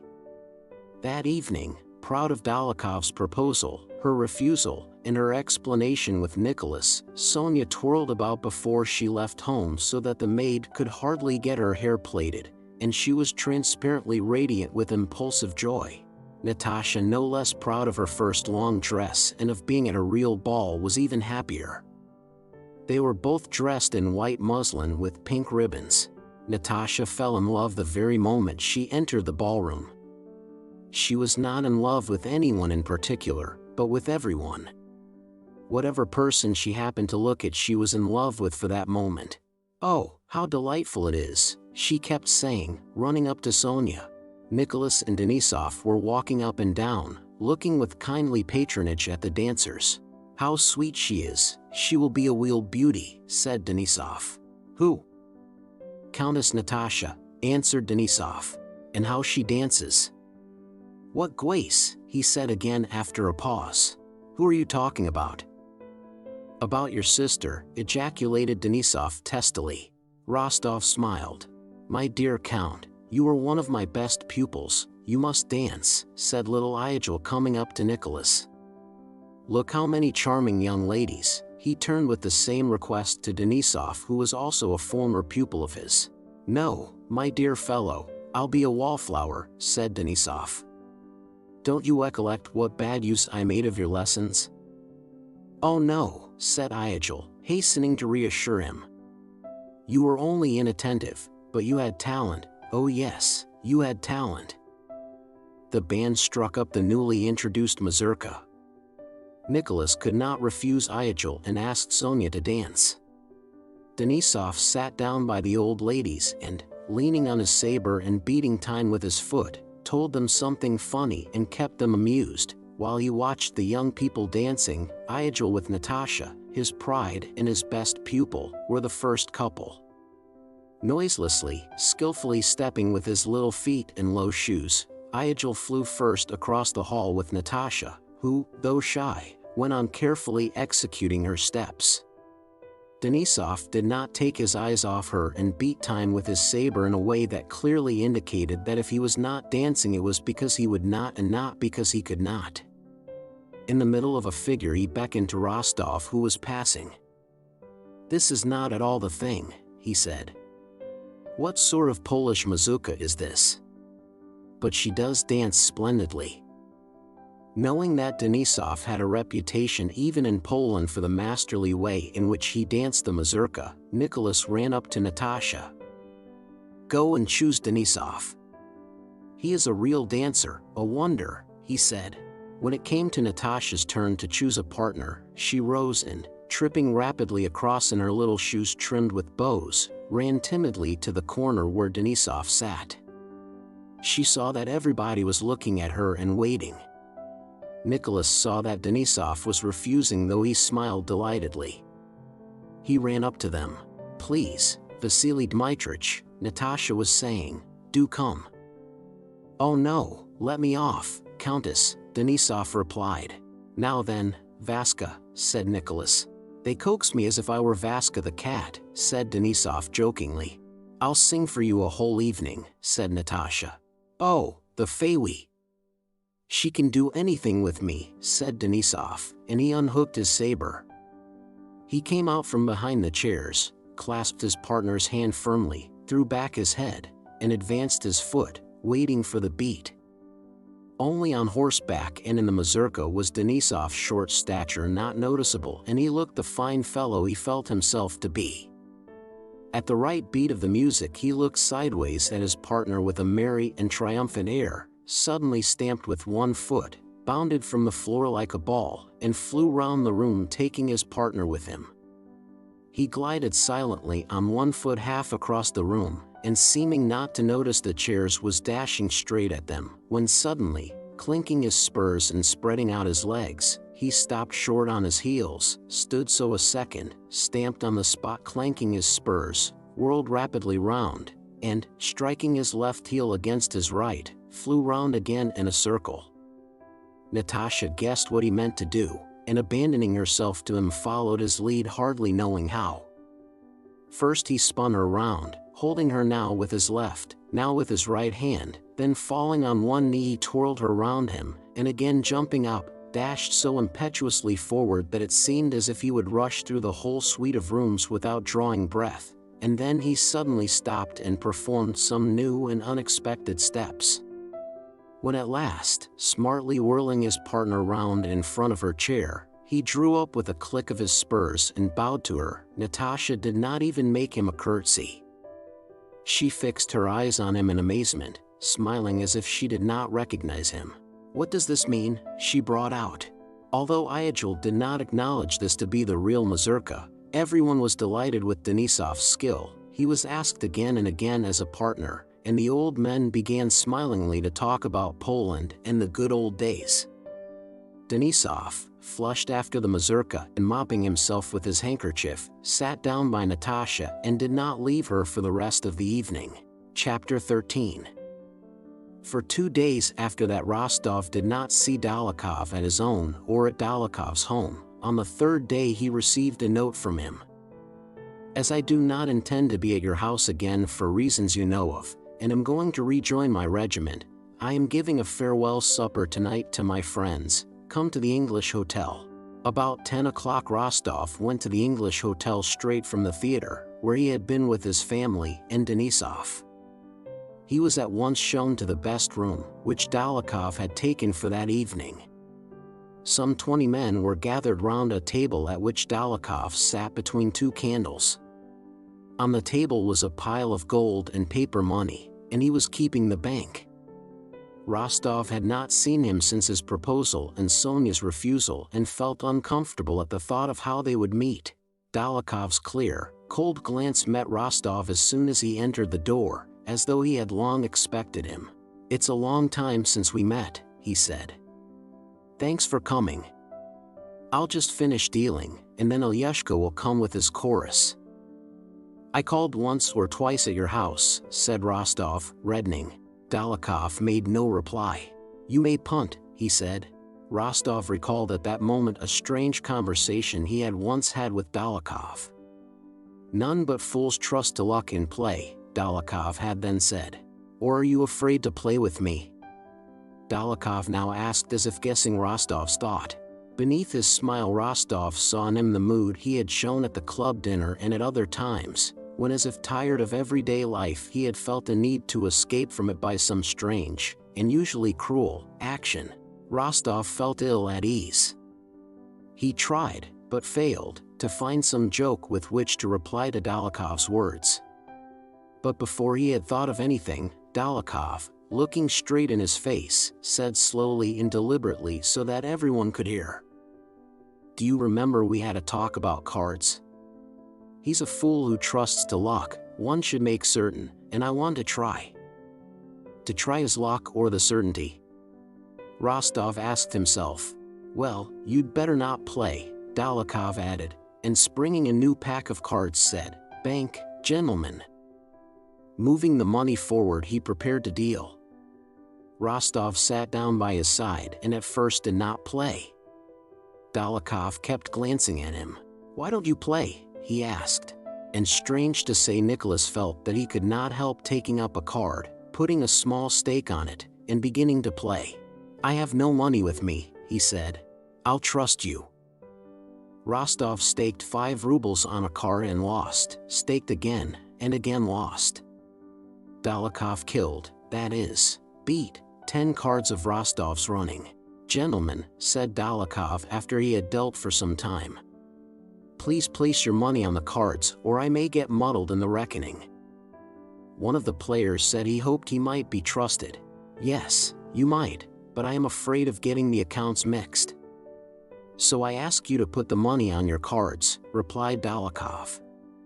"Don't stint yourself, we'll settle afterwards," he added, turning to Rostov. The game continued, a waiter kept handing round champagne. All Rostov's cards were beaten and he had 800 rubles scored up against him.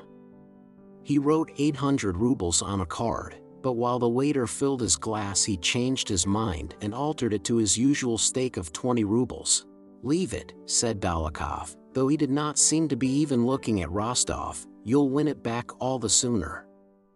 I lose to the others but win from you." "Or are you afraid of me?" he asked again. Rostov submitted. He let the 800 remain and laid down a 7 of hearts with a torn corner, which he had picked up from the floor. He well remembered that 7 afterwards. He laid down the 7 of hearts, on which with a broken bit of chalk he had written 800 rubles in clear upright figures. He emptied the glass of warm champagne that was handed him, smiled at Dólokhov's words, and with a sinking heart, waiting for a 7 to turn up, gazed at Dólokhov's hands which held the pack. Much depended on Rostov's winning or losing on that 7 of hearts. On the previous Sunday the old count had given his son 2,000 rubles, and though he always disliked speaking of money difficulties, had told Nicholas that this was all he could let him have till May, and asked him to be more economical this time.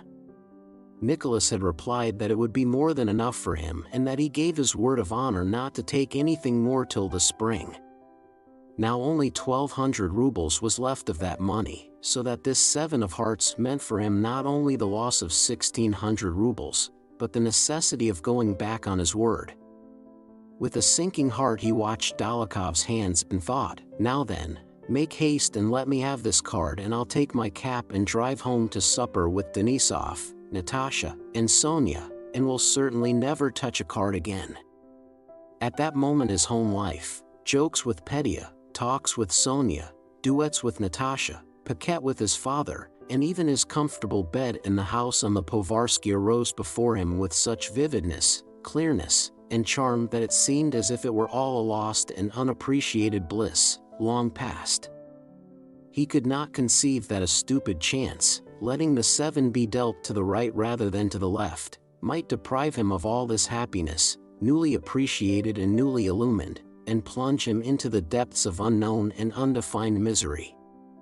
That could not be, yet he awaited with a sinking heart the movement of Dólokhov's hands. Those broad, reddish hands, with hairy wrists visible from under the shirt cuffs, laid down the pack and took up a glass and a pipe that were handed him. "So you are not afraid to play with me?" repeated Dólokhov, and as if about to tell a good story he put down the cards, leaned back in his chair, and began deliberately with a smile. "Yes, gentlemen, I've been told there's a rumor going about Moscow that I'm a sharper, so I advise you to be careful." "Come now, deal," exclaimed Rostov. "Oh, those Moscow gossips," said Dólokhov, and he took up the cards with a smile. "Ah!" Rostov almost screamed, lifting both hands to his head. The 7 he needed was lying uppermost, the first card in the pack. He had lost more than he could pay. "Still, don't ruin yourself," said Dólokhov with a side glance at Rostov as he continued to deal. Chapter 14. An hour and a half later most of the players were but little interested in their own play. The whole interest was concentrated on Rostov. Instead of 1,600 rubles he had a long column of figures scored against him, which he had reckoned up to 10,000, but that now, as he vaguely supposed, must have risen to 15,000.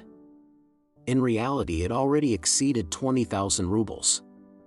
Dólokhov was no longer listening to stories or telling them, but followed every movement of Rostov's hands and occasionally ran his eyes over the score against him.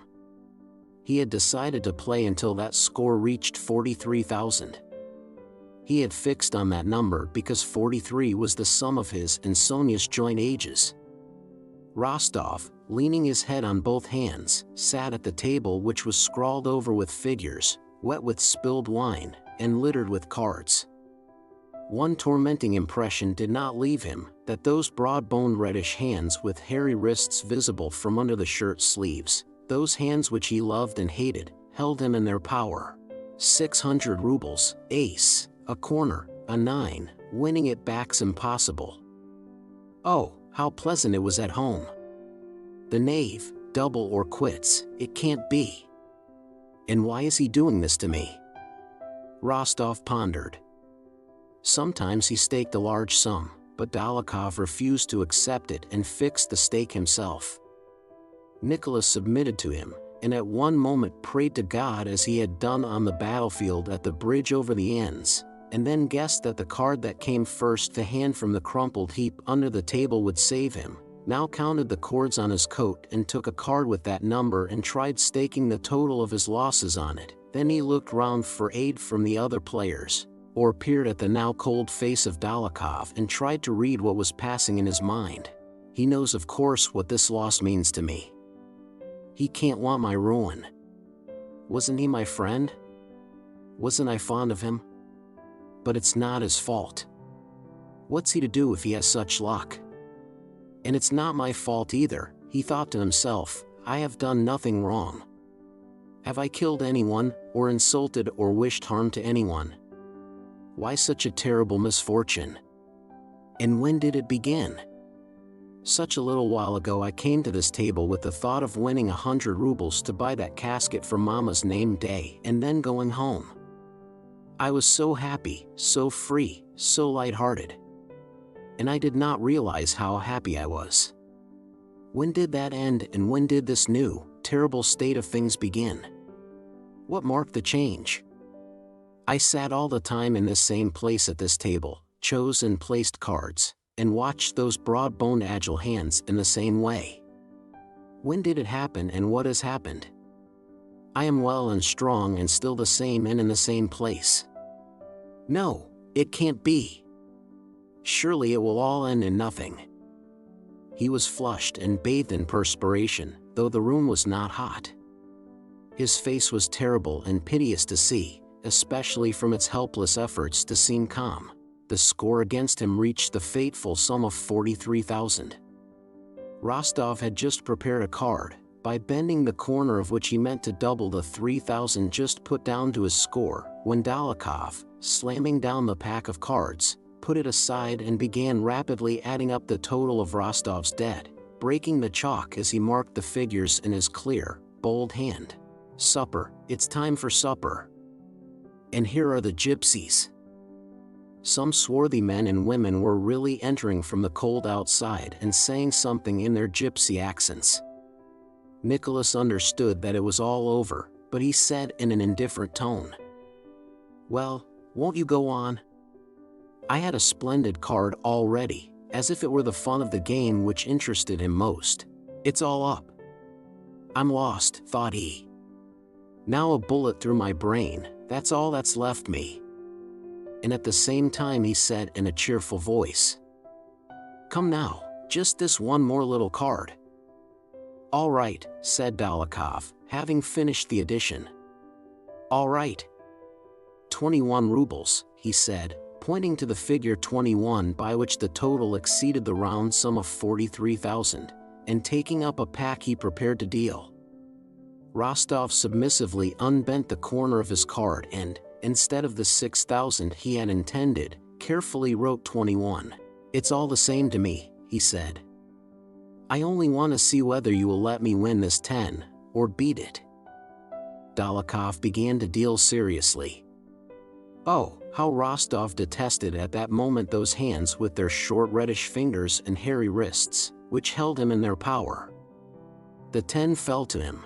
"You owe 43,000, Count," said Dolokhov, and stretching himself he rose from the table. "One does get tired sitting so long," he added.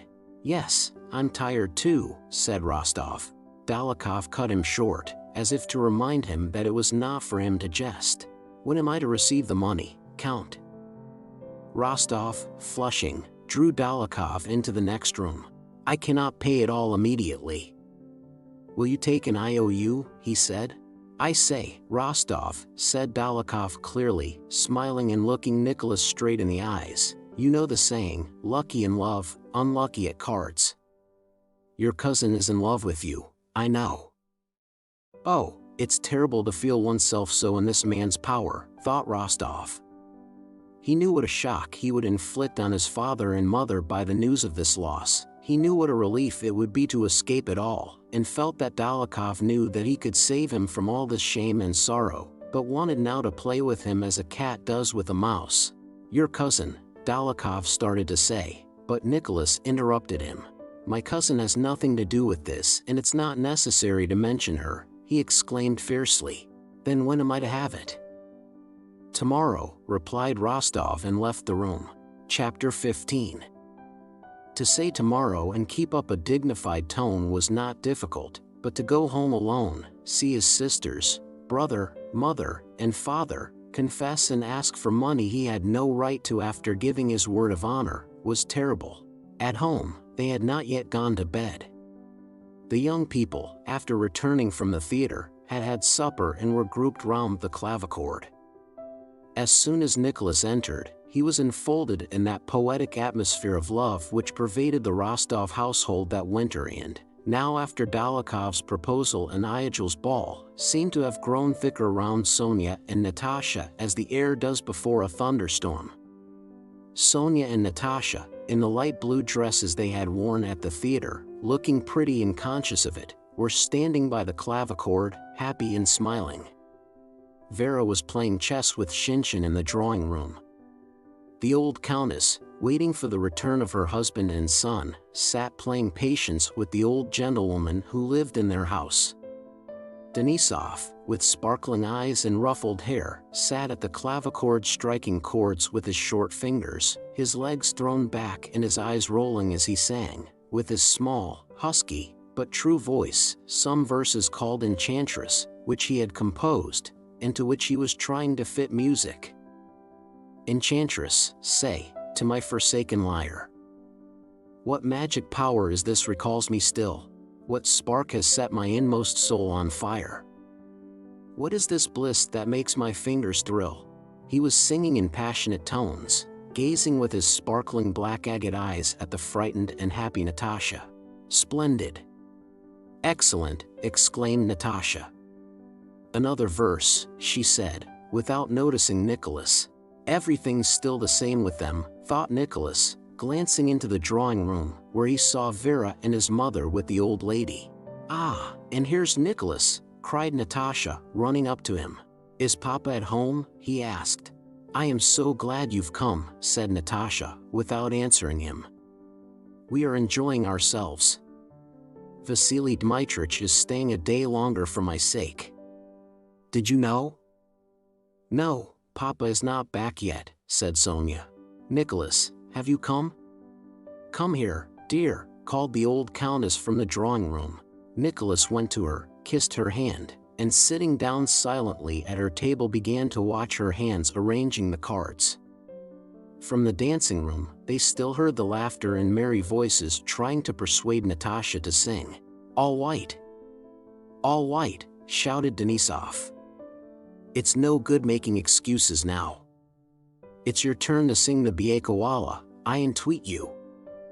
The countess glanced at her silent son. What is the matter? She asked. Oh, nothing, said he, as if weary of being continually asked the same question. Will Papa be back soon? I expect so. Everything's the same with them. They know nothing about it. Where am I to go? Thought Nicholas, and went again into the dancing room where the clavichord stood. Sonia was sitting at the clavichord, playing the prelude to Denisov's favorite barcarolle. Natasha was preparing to sing. Denisov was looking at her with enraptured eyes. Nicholas began pacing up and down the room. Why do they want to make her sing? How can she sing?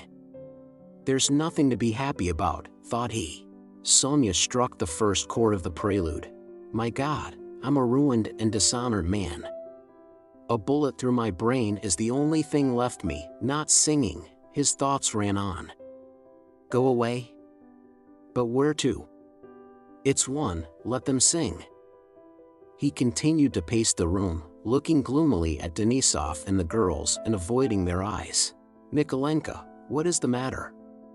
Sonia's eyes fixed on him seemed to ask. She noticed at once that something had happened to him. Nicholas turned away from her. Natasha too, with her quick instinct, had instantly noticed her brother's condition. But, though she noticed it, she was herself in such high spirits at that moment, so far from sorrow, sadness, or self-reproach, that she purposely deceived herself as young people often do. No, I am too happy now to spoil my enjoyment by sympathy with anyone's sorrow, she felt, and she said to herself, no, I must be mistaken, he must be feeling happy, just as I am. Now, Sonia, she said, going to the very middle of the room, where she considered the resonance was best. Having lifted her head and let her arms droop lifelessly, as ballet dancers do, Natasha, rising energetically from her heels to her toes, stepped to the middle of the room and stood still. "Yes, that's me," she seemed to say, answering the rapt gaze with which Denisov followed her. "And what is she so pleased about?" thought Nicholas, looking at his sister. "Why isn't she dull and ashamed?" Natasha took the first note, her throat swelled, her chest rose, her eyes became serious. At that moment she was oblivious of her surroundings, and from her smiling lips flowed sounds which anyone may produce at the same intervals and hold for the same time, but which leave you cold 1,000 times and the 1,001st time thrill you and make you weep. Natasha, that winter, had for the first time begun to sing seriously, mainly because Denisov so delighted in her singing. She no longer sang as a child, there was no longer in her singing that comical, childish, painstaking effect that had been in it before, but she did not yet sing well, as all the connoisseurs who heard her said, "It is not trained, but it is a beautiful voice that must be trained." Only they generally said this some time after she had finished singing. While that untrained voice, with its incorrect breathing and labored transitions, was sounding, even the connoisseurs said nothing, but only delighted in it and wished to hear it again. In her voice there was a virginal freshness, an unconsciousness of her own powers, and an as yet untrained velvety softness, which so mingled with her lack of art in singing that it seemed as if nothing in that voice could be altered without spoiling it.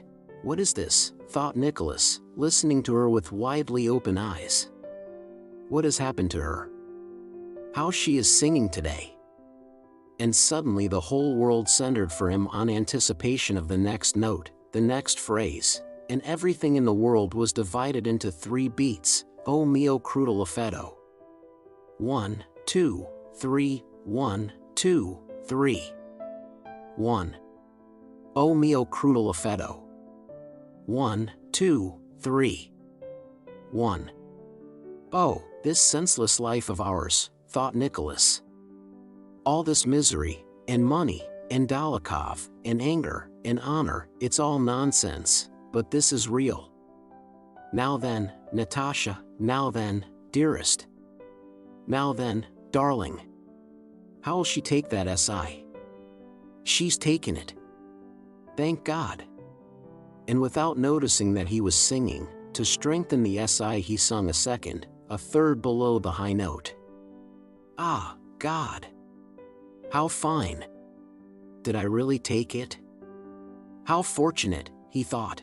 Oh, how that chord vibrated, and how moved was something that was finest in Rostov's soul.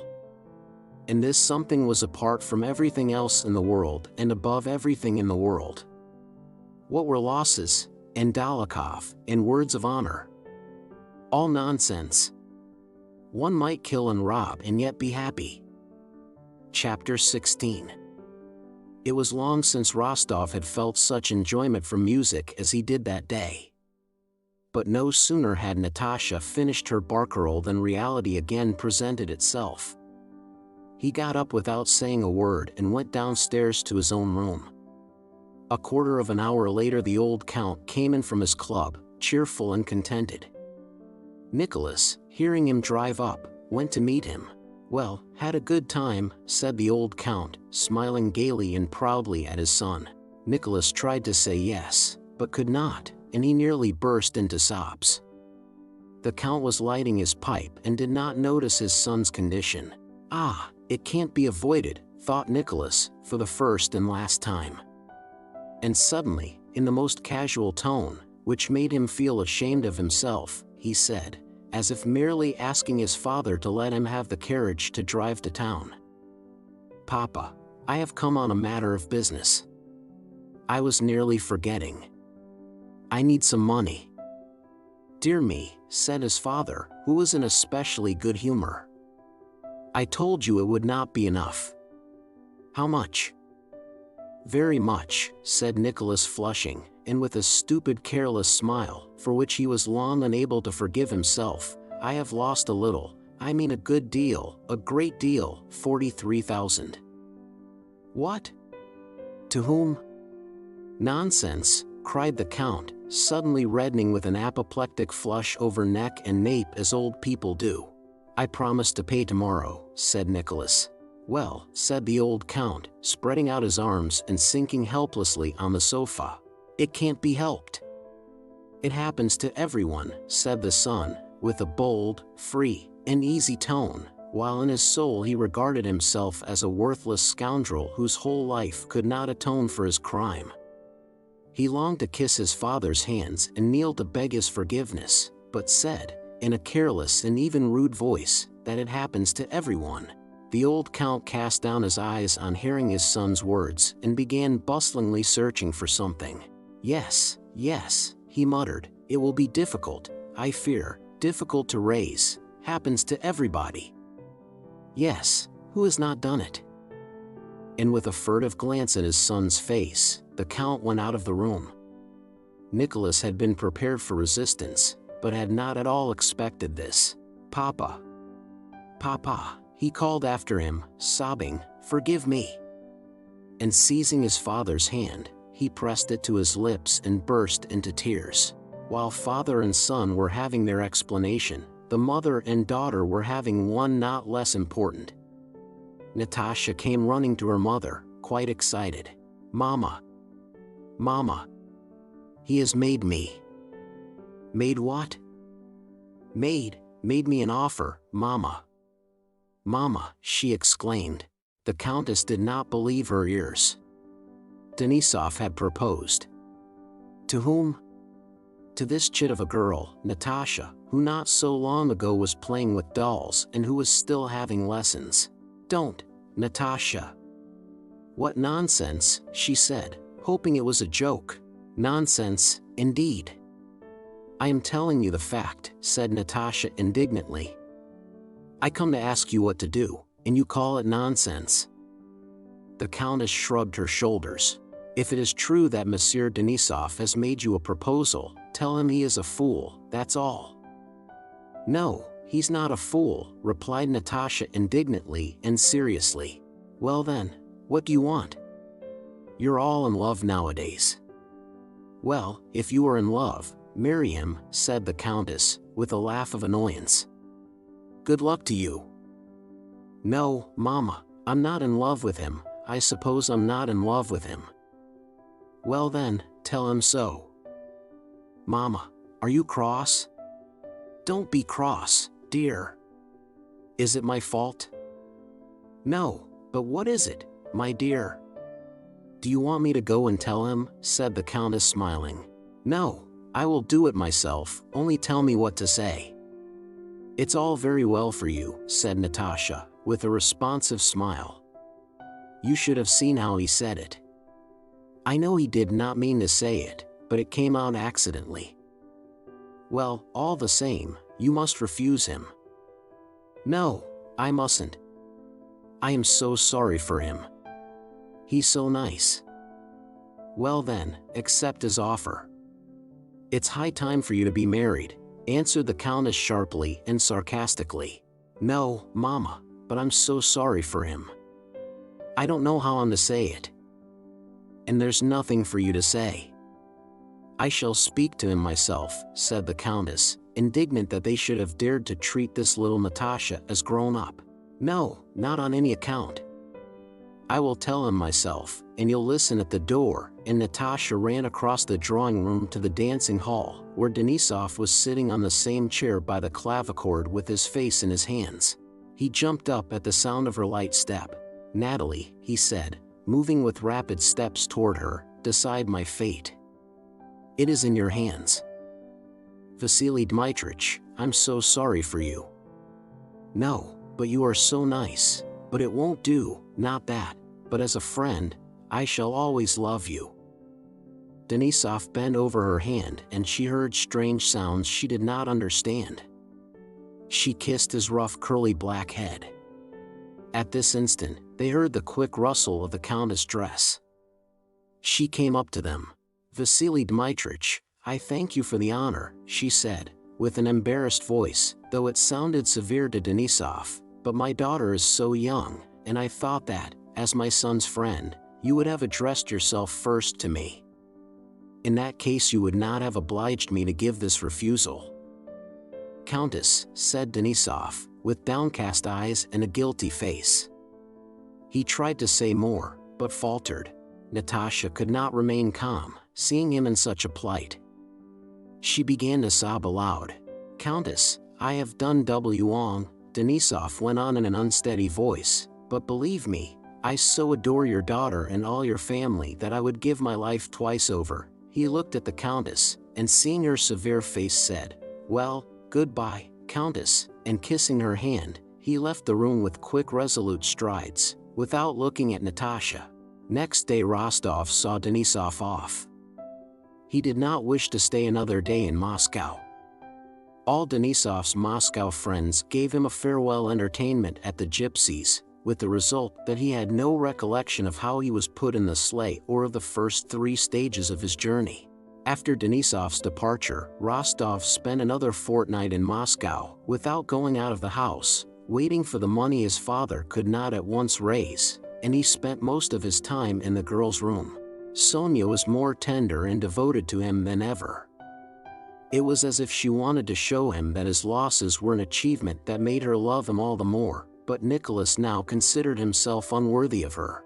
He filled the girl's albums with verses and music, and having at last sent Dolokhov the whole 43,000 rubles and received his receipt, he left at the end of November, without taking leave of any of his acquaintances, to overtake his regiment which was already in Poland.